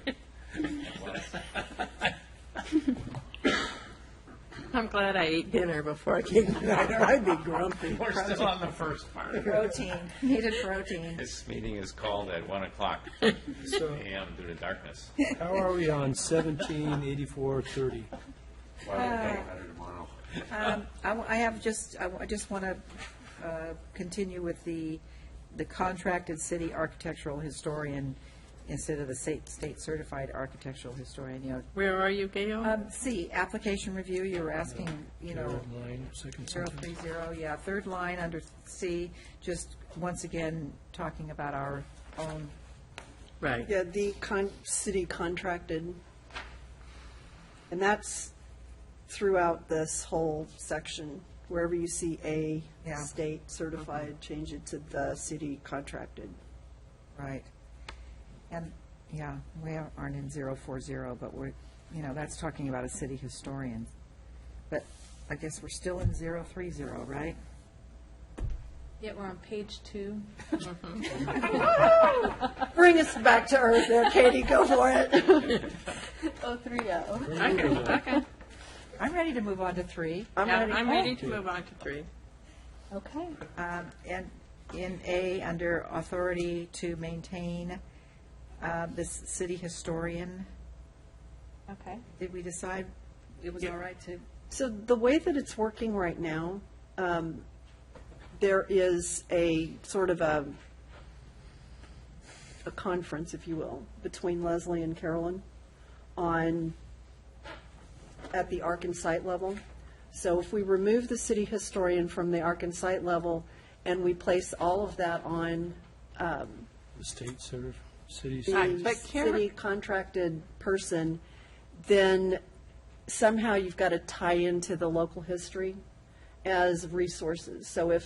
So Leslie can. But that's part of the process do anyway. that, yeah. That's part of the They process. go to, I know they go to the museum and ask about a property, and what do you know? That's part of their research to find out. And even today, I mean, Leslie will call Carolyn, we had a long conversation about how often, and she doesn't go to the Ark and Site meeting very often unless there's something on it that's historical. She does provide information that's background to Leslie that's helpful. Right.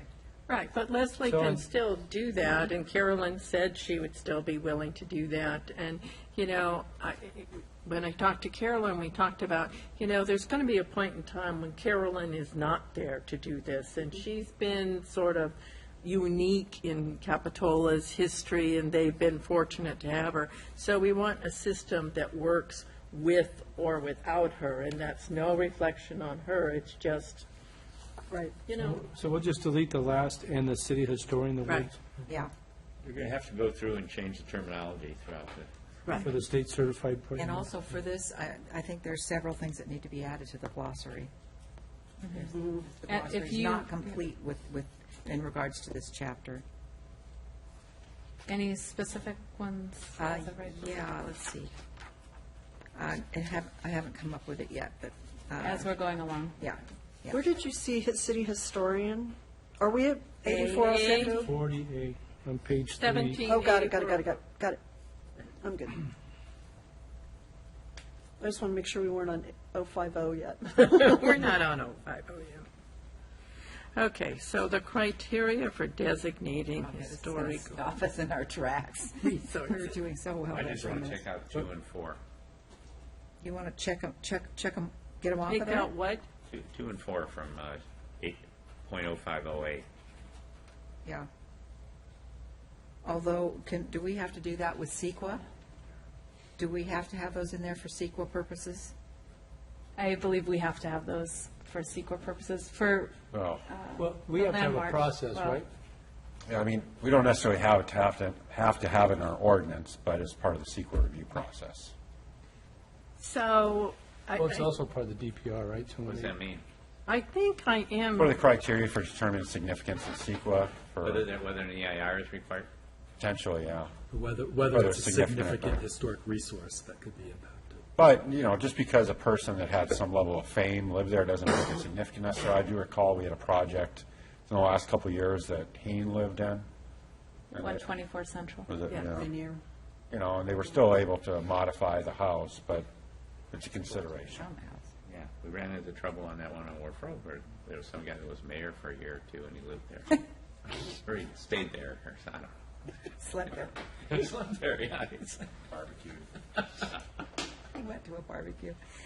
So it doesn't matter whether we have it in or take it out, it's still required, right? But if we put in the era in the beginning, then it has to be persons or events significant to that era, not No, period. I just, I don't think CEQA works that way. I think CEQA still will require them to do the CEQA work for anything that's over 50 years old. yeah, so I think we can separate the two. I mean, I just don't think our ordinance we should be in the business of designating properties as historic for purposes of our ordinance rules. But does our ordinance have to include these because of CEQA? No. Okay. So 2 and 4 are gone? The flip side is that if it's not there and you have a staff member that isn't aware that that's part of the CEQA review and misses it, and there is a person of significance that, tied to it, or it reflects an important type of craftsmanship. It's just, by having it in the ordinance, we can check the box off. By not having it there, But does staff But it's members gonna be review on the this when they do a CEQA. CEQA review? Yeah. Review checklist. A whole different effect to having it in the ordinance as a criteria for designating it as a historic resource versus just having to address it in the environmental review. Can you put a finding for approval that says CEQA process followed in the review of the property, and then that covers it?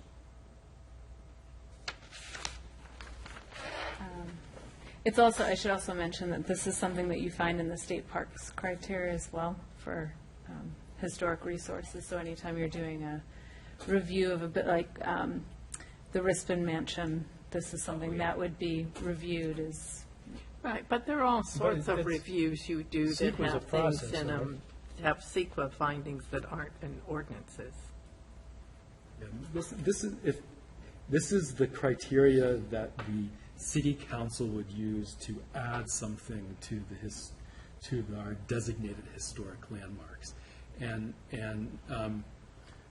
I think that it is okay for the city to have criteria that is different from CEQA or other criteria that might be found elsewhere. I think everything that Katie's saying is true. However, I think it is okay for it to be different. Because item 5 kind of covers it too. I mean, if they want to get to it, that it contributes to the significance of a historic area, well, maybe it doesn't, historic. Well, it area. does also say any. It doesn't mean it has to have all of those. It's just, if it has any of these. So, And I thought, and I may be wrong, that we might think about coming up with some that we had in our ordinance that are just uniquely yeah, Capitola. like number 2. And I will say it again. The proposed feature is an example of a type of building once common in Capitola but now rare. Or the proposed feature is particularly representative of a distinct historic period, type, style, and way of life. Now, the way of life and the style and all that might be getting a little, And again, aren't we really talking about one, not just any period, like 50 years from now, they couldn't say that the 1960s. well, if we put this, If we put a, if we put the eras in that we're talking Yeah, about, I then, mean, isn't that what we're trying to accomplish, is sort of the origin of Capitola? It's early days, not just like, history is an evolving thing. I mean, and future, Capitolans can expand this in the future and decide that things that were being built in 2016 were the best. there And might be a huge earthquake here, and that 2014, that'll be like the greatest 100 years from now. Right. Everyone will be looking at what was in 2014. Exactly. But how do we feel about the proposed feature as an example of type of building once common in Capitola but now rare, and also the proposed features particularly representative of distinctive, well, maybe not the distinctive historic, maybe just number 2. I'm okay with that. I'm okay with number 2. You can replace the new 2 with the old 2. I think we decided we needed to keep the old 2, right? Oh, I thought we got rid of the Did we? old 2. We did? I thought we got it's rid of okay? 2 and 4. We got rid of 2 and 4. Is that right, staff? What page? That's right. Right, Reflect. I'm sorry, we're So such you're an honorary replacing group. 2, I feel bad for you 2 guys. A2 with B2? Is that what you're talking about?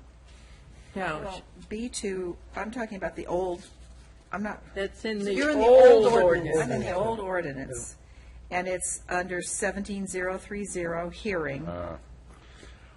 That's why I couldn't follow you. Your losses with the There you old 2. go. I was confused. I'm going, what is that? We're This talking is about the old 2 with the new 2. ordinance. Yeah. So it's 17030, hearing, Yeah, hearing in the old ordinance. And number 1 was the proposed features of representative of a particular historic period, which we decided maybe we don't want to put in. But number 2 in that was the proposed features an example of a type of building once, I don't know why we underlined the word building, once common in Capitola but now rare.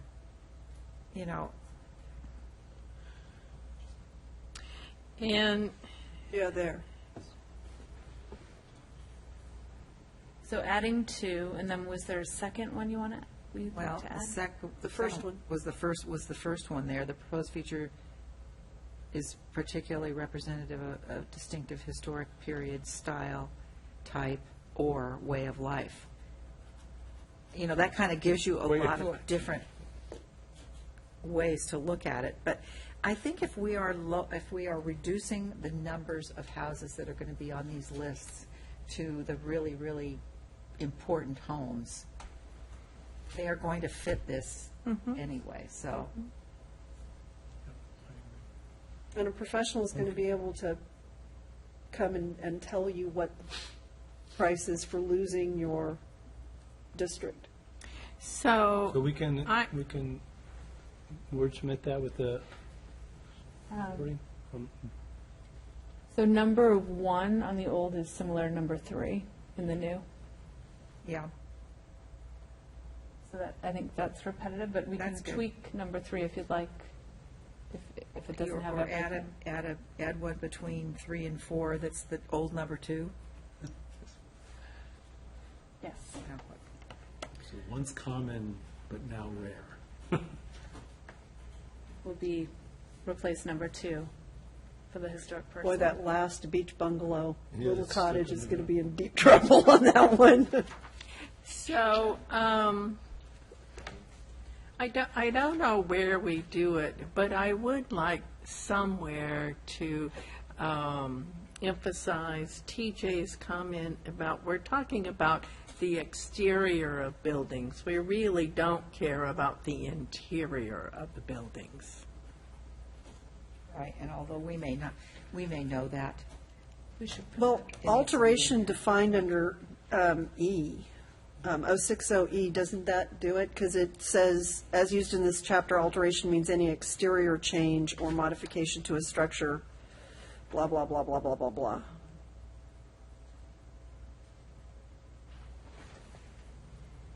Does that do it? I think it does. Yeah, okay. So are we on page 4 now? So I still would, for myself, would like to see the idea of history or reflect early history of Capitola. So I'm not sure how to define the period. But I think that's what we're trying to say. So I think they should get some advice on the period from, perhaps Carolyn Swift, Catherine Gualtieri, the museum board, or however you want to go about doing that, and bring that period back to us and tell us how you came up with what it should be. Because the 40s and early 50s are a very historic period of Capitola. That's when it became a city, and there's a lot of great characters, but we're not trying to preserve those buildings, are we? Right. Yeah.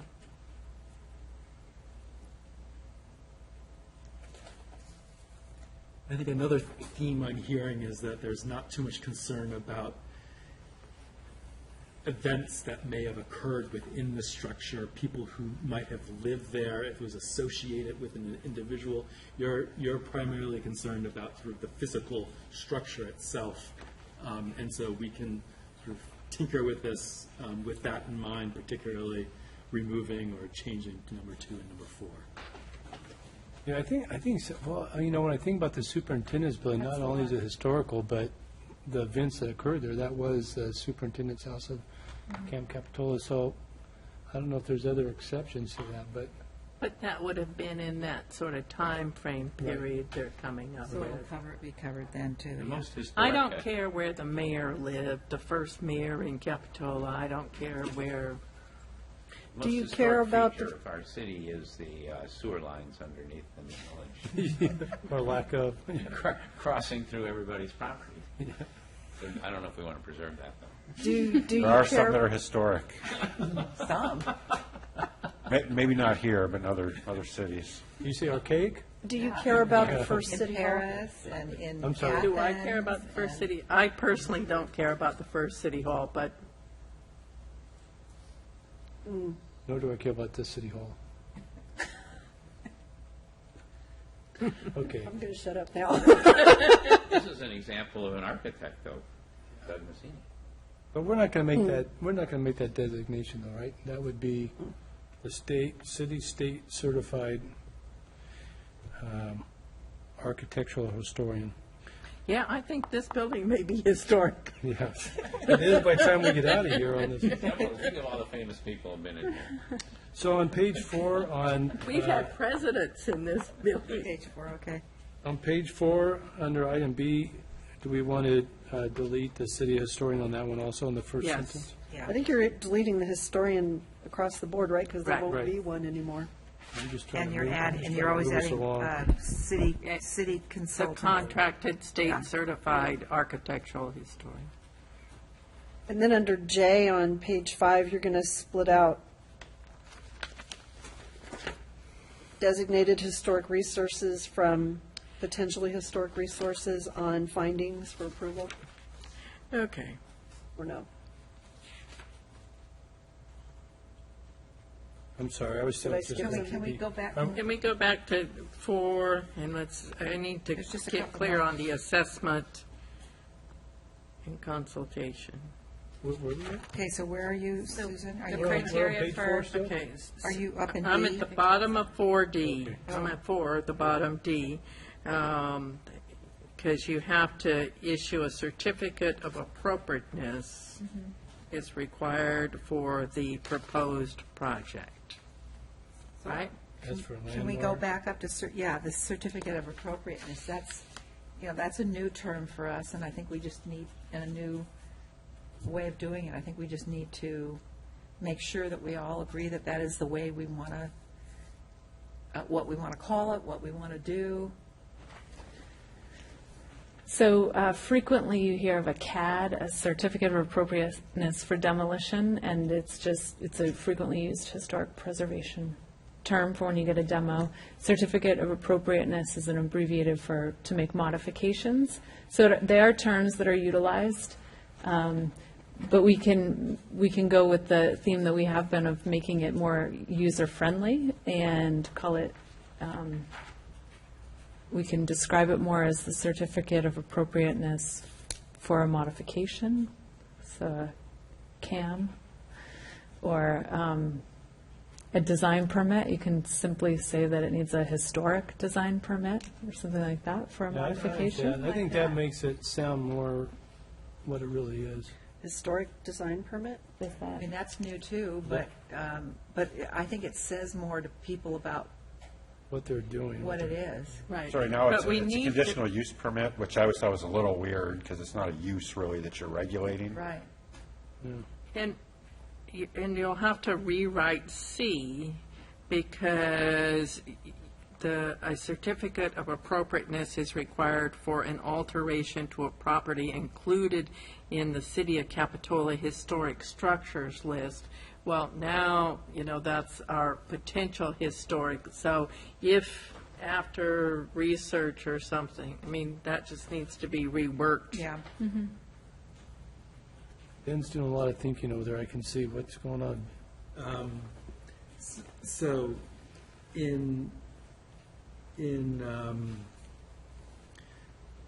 let's see here. Because if something's on our potential list and it turns out it's not historic, then it doesn't need a certificate of appropriateness, even though it was on the Last list. sentence of 2 says that. Yeah. Yeah, that's what I was trying to find. So, Yeah. The last sentence of 2 says, "A structure found not to be historically significant through a historic evaluation does not require a certificate of appropriateness." Okay, thank Is that you. okay? So that terminology, historic structure list, is not in the glossary, but if we're changing it, then it's the proposed is not in the glossary. Potentially historic resource. Potentially historic resource list will be in the So glossary. it won't be in the H's, but, people are just going to have to find it. So, Ben, how are you feeling about the terminology that we used instead of certificate of appropriateness, historic design permit? I think that would be okay. I mean, what this really is are additional findings that need to be made for the alteration to a historic resource. And so I think whatever will be clearest to the reader, I think we can call it whatever we want. I mean, I think certificate of appropriateness is a term that maybe some people in the industry might be familiar with, but probably your average resident. I'm not in the industry, it made no sense to me, but I was just going with You could go with like historic alteration permit. historic. I don't know. I agree with Ben, you know, we can call it whatever we Yeah. want. I think it sounds, we talk about, being some type of historic design permit alteration, it's going to let any end user realize, okay, this potentially pertains to me. And it is about the design, the Yeah. new design of the structure. Because we're really talking about the exterior still, right? Right. And then it says on number 1, project requires a discretionary approval, example, given design permit. So is it more than that?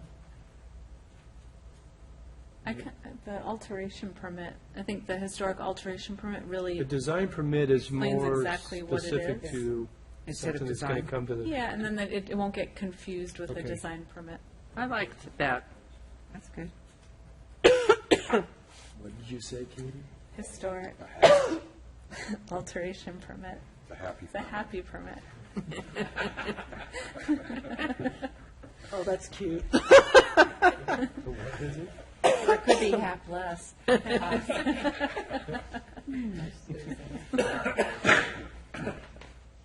Good, okay, so where are we at? Are we done with? D has a typo in the first, and I know we're renaming the thing, but historic structures is misspelled.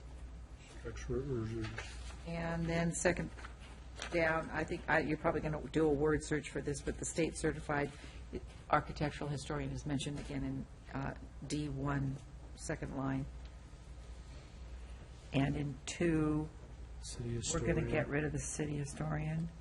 And we're going to add our architectural historian for that, right? The community development director shall consult with the city's architectural historian on all discretionary applications. Isn't that what 1 says?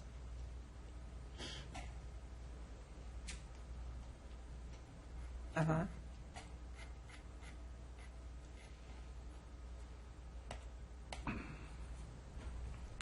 So Okay, can are we we get done rid with of 2? 2? Can we get rid of 2? Okay. Great, that's all for me. Now everyone's okay with E? Anything else on 5? I'm good. The Just findings under are, the findings again. Yeah. I'm just going to split those for the potential and the real and, right? So,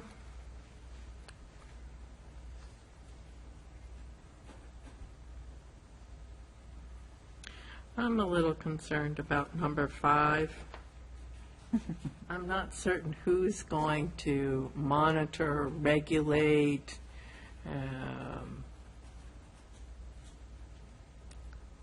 Oh, yeah. Well, you Yeah. use the wrong paint remover, I mean, Is that common, that term? This is straight out of the Secretary of Interior standards. So we can remove that, and it is Number true. 5 Yeah, number 5. It's something that actually Leslie Dill has them place a note on the plans a lot, as part of her conditions are typically number 4 and number 5. She asks that they be placed as notes, so the contractor sees them. I think that's a more appropriate place And- for them anyway. right. So they're usually within our conditions to add. So remove number 5? 5, yeah, it's more a condition than a yeah. finding.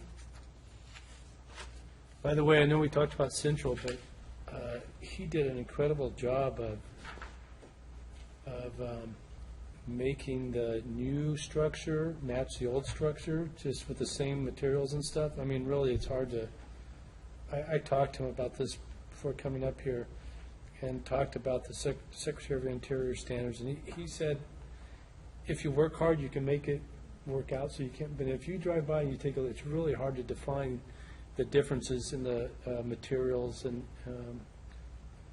the issue we had a problem with is trying to make it stand out differently. So I just bring that up because it can be done, even though we haven't had a problem You with mean it. differences in the carriage house and the main house? Because the main house No. got torn down. No, the main house, well, he left the same materials on the front of the structure. Remember, the middle was a whole different time period, different part of that, one on Central. So the finish, it changes, actually, the siding changes in size, but you can't really tell by, unless someone points it out to you. But the historic part of the house got demolished. He actually stockpiled a lot of the exterior finishes, and they were stored in the back, and then he brought them back. But a lot of the boards, a lot of the siding that was ruined, he had milled to match. But there is quite a bit of original material, but not as much as originally anticipated. But Okay, so we're on page 6? One thing that would be beneficial for me is a little bit more direction on which of these findings in J would not be appropriate for a potential historic resource as opposed to a designated historic resource, if we are indeed creating separate findings for these two classes of resources. I looked through them. I thought, other than 5, I thought they were, I'm just reading 6, I'm sorry. Yeah, I didn't think we were creating different findings for them because if it's not historic, then it doesn't need to go through this, So now these findings are just for the historic ones. And I'm good with How all. I read it. Okay. I think 070 looks pretty good to me. and 3 we tried to make unique. Moving on. Right. Too transparent. So Keep doing it. Only I think that I agree with Commissioner Ortiz. It would be nice to have lots of carrots out there to make people want to do this. What more can And I think just saying that, the city council may waive application and review fees. Well, when are they going to do it? They really like the building, they don't like the building. I would be inclined to say, that permit and application fees will be waived, and if you come up with a criteria for historic structures that are preserved as they are, not for additions to historic structures, but for people who are just going to restore what's there. Outside our pay grade to deal with the budget issues on this. But we can recommend it. Yeah. I mean, this is going to the say council. should They're gonna see instead it. of shall. Yeah, I think the city council will waive fees, but you might want to not- put in a little more for Maybe a little more the specific. substantial preservation Yeah. or rehabilitation of a historic resource. Right. More precisely define what that Yes. is. Right.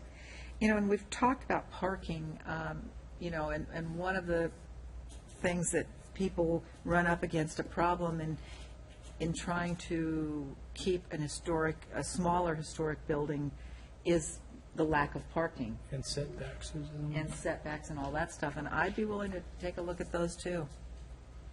Yeah, setbacks, I think, is pretty common on a lot of them. They generally get variances. Yeah. Because that needs to. But I think maybe if there was a Parking, statement in that's here all. that, if a statement in here gave some footing for the Well, you could commission just to. clarify in E under development standards that such as parking and setbacks. Yeah, I don't think it hurts, but my experience is. True If preservation. you're doing historic Yeah. preservation, you get a lot of leeway on the variance, so. But So did you catch that on E? We're talking about adding maybe parking and setbacks as Such as, i.e., this is an just so example people of. can get it spelled out for them and it might, tilt them in that direction. Just for the record, for D, when we talk about permitting fees, I would suggest, if you want to make that recommendation to council, I would tighten the language up a little bit. Right now, it says they may waive fees required for development projects. I can just envision having disputes with applicants saying, well, I preserved 100 square feet. I shouldn't have to pay any fees for my addition and remodel. So I'd want to tighten that up a bit if that's the intent. Like application fees is too much? Well, and even building fees or whatever, if they, or it's actually a preservation project, not an addition. Right. Something where they're Right. trying to Right. expand That's their good. Yeah. use. No, Right. we're all on board with that, yeah, exactly. If it's an But- addition or Yeah. something. Right. And if they're doing a bunch of it, then maybe there's some fees that are waived, but not the whole project. Yeah. Good, so we're on 80. 80 was a little, I got really confused with 80. It seemed like it was a little bit out of order. It seemed like we're talking about the review authority, and we're talking about the council first, and the planning commission second. The council is for what we've now called designated historic resources, and the planning commission deals with potential. Right. And I don't know why that is. I mean, I think the thought was if you had a designated district, it's almost a legislative decision to make that change, or that maybe that's more appropriate for the council with a planning commission recommendation. But I didn't check with our city attorney on that, if that really is a kind of a quasi or a bona fide legislative act. However I'm fine with either way. And that's where the example across the street where Charlie and Company is now, where that would fall into place, where the historian wrote it up, it was potentially historic at the local level, but then going before the planning commission, you can make the determination of whether or not it could be taken down. So, maybe we could ask the city attorney about this, but, in some of the reading I've done, on this, no federal, state, or local law or regulation flatly prohibits the prohibit the demolition of historic resources. If such a statute or local ordinance purports to do so without the property owner's consent, it would be subject to a legal challenge as an uncompensated taking. And it goes through and lists all these cases where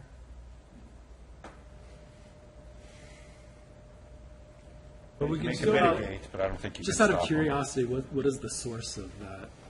I'll give this to you. I went and I did research on CEQA compliance with historical preservation ordinances, what you have to go through, but I mean, I think that's accurate. You can make it mitigate, and that mitigation could be relocating a structure, or not actually taking it down, but I think you're right to say that they can't do anything would be a taking. You have to make them go through the process. yeah, you can make them go through the process, but Use.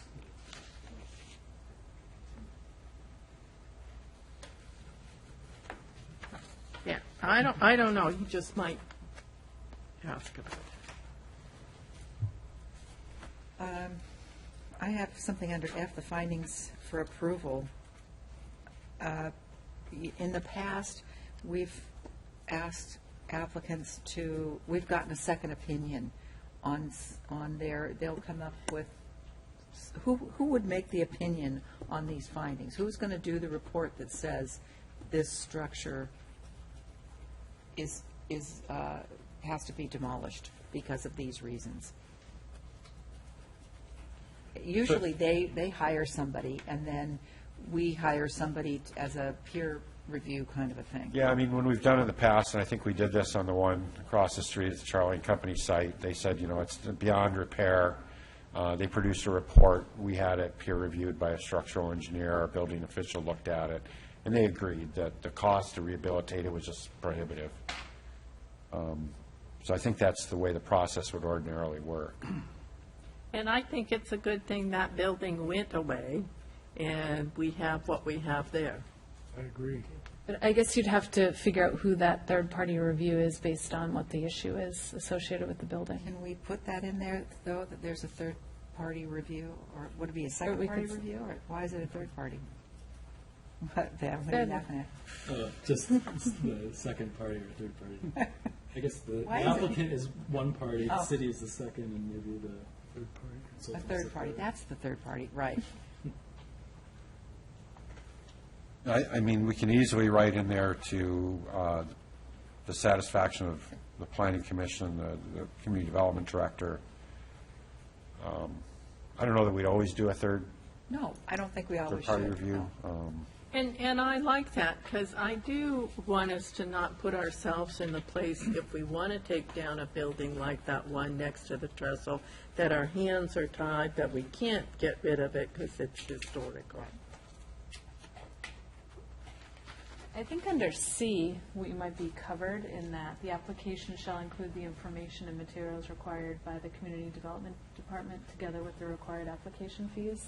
Because that is when people come in, it does evolve into where we've got the allowance to ask for additional requirements in order to make the findings, so. Read the next sentence, too. I mean, I think you're supposed to have To be it clear, it would be okay to say, the city may require a third-party review. Yeah, I would like to put that in, just so that people, I think you're right, it's pretty clear, but I think that sentence is, I would add nothing wrong with it. Right. I think we're going to get through this. I think we did. Anything else? Well, what about H? Uh-oh. I'm not sure what the answer was to Commissioner Weston's point about the inverse condemnation. Where are we with that? I think they're saying it was- I didn't really pick up that the ordinance would prohibit removal of a historic structure. You have to make findings. Right, I gotta agree, jump through this some one hoops, does. but- You have to jump through some hoops. Yeah. But, I mean, if you've got enough money and enough lawyers, you can jump through Yeah. the hoops and take it down. I agree. Yeah. Very I good. think we're okay with that. Yeah. So that give you something to work with now? We should have it done by tomorrow. We're not coming back tomorrow. Do we need to jump We into? need to talk. The red line stuff? Is that- And based on the way the conversation went tonight, I know that updating a program capital will go very easily. Oh, This is not Shall an easy we topic in Capitola. Continue on to conceptual review? That's kind of a short So new I one. just had one comment on that, if okay. other people want to All talk right, I'm about game it. to- I've got Moving two through. slides on that one, and then we can, Okay. so it's the new chapter 17.114 for conceptual review, and this is What I just marked up here was mine. codifying the practice that we've had in place for a while, we've taken in a fee for. So, let me just, yep. When is a conceptual review required? It's only required if you have a planned development project, and that's how we took away that initial step under planned developments. And then other projects that you can be eligible for, if it's a complex or controversial project, we would suggest to them to come first to a conceptual review to get some policy. Also for policy interpretation, could come for review, and then contextual community design options. So similar to what happened across the street recently, where they weren't sure which option to really go with and wanted to get some feedback before putting together a full application. The review authority is, for planned development, it's required to go to Planning Commission and City Council. For any other project, it's open. It can go to Planning Commission, or it can go to City Council, or it can go to both. So it leaves it open. It's kind of up to the applicant and dependent on their application. If it's going to go to both bodies, they'd most likely want to go to both. So with that, I've just outlined the other sections of that code and was hoping to get any feedback that you have on this section. I like The only part I had a problem with is that you can go to the planning commission, the city council, or both. Because if it's a development project, there's certain, sort of roles that the planning commission plays in that. And it seems to me that, if you have a project that just goes to the city council, and the city council says a bunch of things that, because they're not as familiar with the zoning regulations or anything else, and then it comes back to the planning commission and people say, oh, well, the city council said this. So I would be more comfortable if conceptual reviews, they can go to both if they want, but they come to the planning commission and then can go on to the city council. You know, a good example of that was the way the state park application Right. came down. Right, These people here telling us what the city council had directed. yeah. Okay. So that's Although my that wasn't a concern with conceptual it. review, but No, but I'm just, it's Yeah. Yeah. that's an analogy. I agree. And, no, we're not talking, that's the only change I would ask for. I only found a typo on page 2B. In additional, it should be in addition to. Page B2. No, in B, it says in additional to application materials, it should just say in addition to. Additional. Purely a typo. Okay.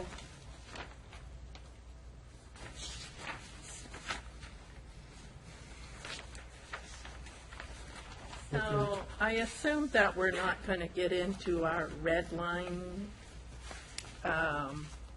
ordinance. Before we get into that, when we come back for the next time, I would like staff to think about whether or not you really want to add the section that says if there's a major development on the mall, they have to do a specific plan. Or if you want to give yourself a little more leeway in there because, I know, it's up to you, but if you just sort of think about that so we can talk about it at the next time. Good, any other comments? I have a comment, Commissioner Communication comment. I just have one question for staff. Typos, I mean, pure typos, where it says district instead of district, something like that. Is it okay to bring those up in the meeting while we're going through it line by line, rather than trying to type it up and send it in advance? Is that okay? I think it's with you? fine. I think you could send them in advance to them, let's take care of it. But either way. We plan on opening the Word document, scrolling through as we go through it and making the modifications while we're together, so you can see exactly what's being put into the document. So cool. that would- So any other comment, then we'll have director's report? I guess it's worthy of a director's report or separately, but we did talk a little bit about the zoning code update with the city council at last week's meeting. We primarily wanted to get their guidance on how they wanted to review the code. They chose an approach that would kind of follow what you've all done, but at a little higher level, where we'll highlight the major changes and some of the planning commission direction from a higher level and give them the opportunity to pick up some smaller things. So we hope to start that off probably later in the summer, late August or sometime in September. The second piece of direction we asked them for was how to handle the coastal comments that continue to trickle in, and our concerns that we're just not going to be able to resolve any of those issues by the time we're ready to submit and get through the city process. And my suggestion was that we just forge ahead. We decide what it is we want to do, what we're willing, what changes we're willing to accept as a commission request, and then we submit and put them on the clock, and then we'll respond to their comments. So at least right now, that's kind of the game plan. That was, council agreed with that direction, and I'm very open to hear any concerns that you might have. I just, I don't know. Well, let me just ask, is there, because Councilmember Norton had a suggestion, maybe we don't update our code, or we don't adopt our code update, because then we're not under the scrutiny of the Coastal Commission. Was there any more discussion or thought on that? Well, you know, we don't have to agree to the suggestions they have. We can always say no and walk away and live with our existing ordinance, you know, at any time. And what we'd have then is kind of a two-tiered ordinance where we have a new ordinance outside the coastal zone. A shadow ordinance. Yeah, and then the old one inside the coastal zone.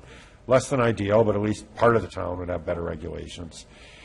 From my personal perspective, I think, And I would encourage other agencies in California facing these issues is to submit it, make their case in front of the commission, and if enough agencies get there and have the same problems and voice their concerns, and the community start uprising with these concerns, maybe the tide will turn. But if everybody sits on the sidelines and does nothing, I don't know you're going to effectuate change that way. Well, my concern is this, is the Coastal Commission's pretty savvy in the way they're doing this, because they're taking each agency one by one as this comes up, instead of dealing with the whole coast of California. And I would think that if the whole coast of California got on board with one response, they wouldn't be able to nitpick people off, because, Marin County, Santa Cruz County, Orange County, LA County versus the city of Capitola is a lot more strength. And that's just my concern, is that, we don't have a lot of voice when it comes to the size of our community, when it comes to the Coastal Commission. So, yeah, I don't know. But I think, I appreciate your comments, because I think the city of Capitola needs to do what we believe is right for the city of Capitola. Absolutely, yes. And that's what we need to submit to the Coastal Commission, not what they're saying we should or shouldn't do, but decide what we think is right for Capitola. Right. But I also hope that communities in California will band together. The League of California Cities, or I don't know through what mechanism, but, strength in numbers. The tension here is that some of the goals of the Coastal Commission, which are statewide goals, are valid. And small coastal communities, we should do exactly what you said, but be reasonable about it, which is, I think, what we are doing.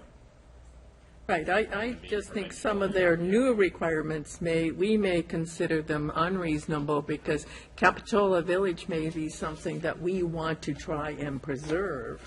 And they may not have the same attitude about that. Balance the goals of access to the coast for people throughout the state. Right. The access, to me, is not the issue. They're just, to me, way overreaching with what they want to do with the, to the village, how it would affect the community of Capitola, so. Good. Yeah, so what we'll do is we'll start bringing some of those coastal chapters forward, if probably in July, it looks like at this point. We'll start reviewing those. We'll share with you the exact comments we have from Coastal Commission, talk about some of those, and try to decide which policy changes maybe we could accept, and those that we can't. Two other quick items. Next week, we do have a reconsideration of the Verizon Tower on 41st Avenue above the subway. Council will reconsider that. Following week will be the skate park hearing before the City Council. So lots of fun, exciting stuff going on. For you, we did our work, right? What's our calendar next? We're We going to come get back to to 27th 27th. at 6:30. So, So we'll jump into red lines then. and then- I always forget, do we need a motion to continue this at 27th? And let me just ask a question about Orchard Supply and their outdoor activities. Because I saw them doing a whole bunch of stuff. Were they again? They were, redoing the outside and getting ready for putting in, I don't know, looked like more things outside. I'll stop by again and see. They were supposed to call me once they've delineated the area so that I could do my final That may be inspection. what they were doing. They were painting the Oh, good. the floor. Yeah, they're supposed to paint the floor to match the plans so that we can know specifically where their outdoor areas, so we can enforce it. And I would tell that shopping center, the new movie marquee sign that has gone up, if they wanted to make that a little larger, I would probably support it, because being old, I cannot read what the movies that are playing anymore when I stop at the stoplight. You used to be able to stop at the stoplight and read what movies were playing. Now the letters are so small. Can't do it. I have a question. The list for June 27th is pretty long. Do we think we'll cover it? Probably not. Do we want to come up with any targets for July dates? Or do we want to wait until June 27th to come up with any targets in July? On through July 15th. I'm gone in July. The whole month? I'm gone from the 2nd to the 22nd. So do we get a month off in July? Gail's gone about the same time, I I think. want, from now until the 15th of July. Well, in between now and the 27th, maybe we can communicate with you all offline, try to pinpoint some dates that we hopefully can at least have 4 commissioners present. I'm selfishly going to take off some time in July as well, so.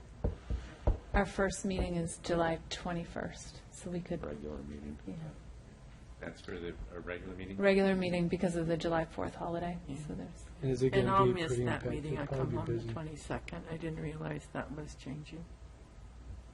oh, I come home the Did I- 22nd of July. I come home Friday, Okay. you're having the meeting on Thursday. okay. So- Okay, if that's it, then I'll ask for a motion I to just want to get continue. I move we continue to I the have a motion, a second. Motion, second. All those in favor? Aye. Aye.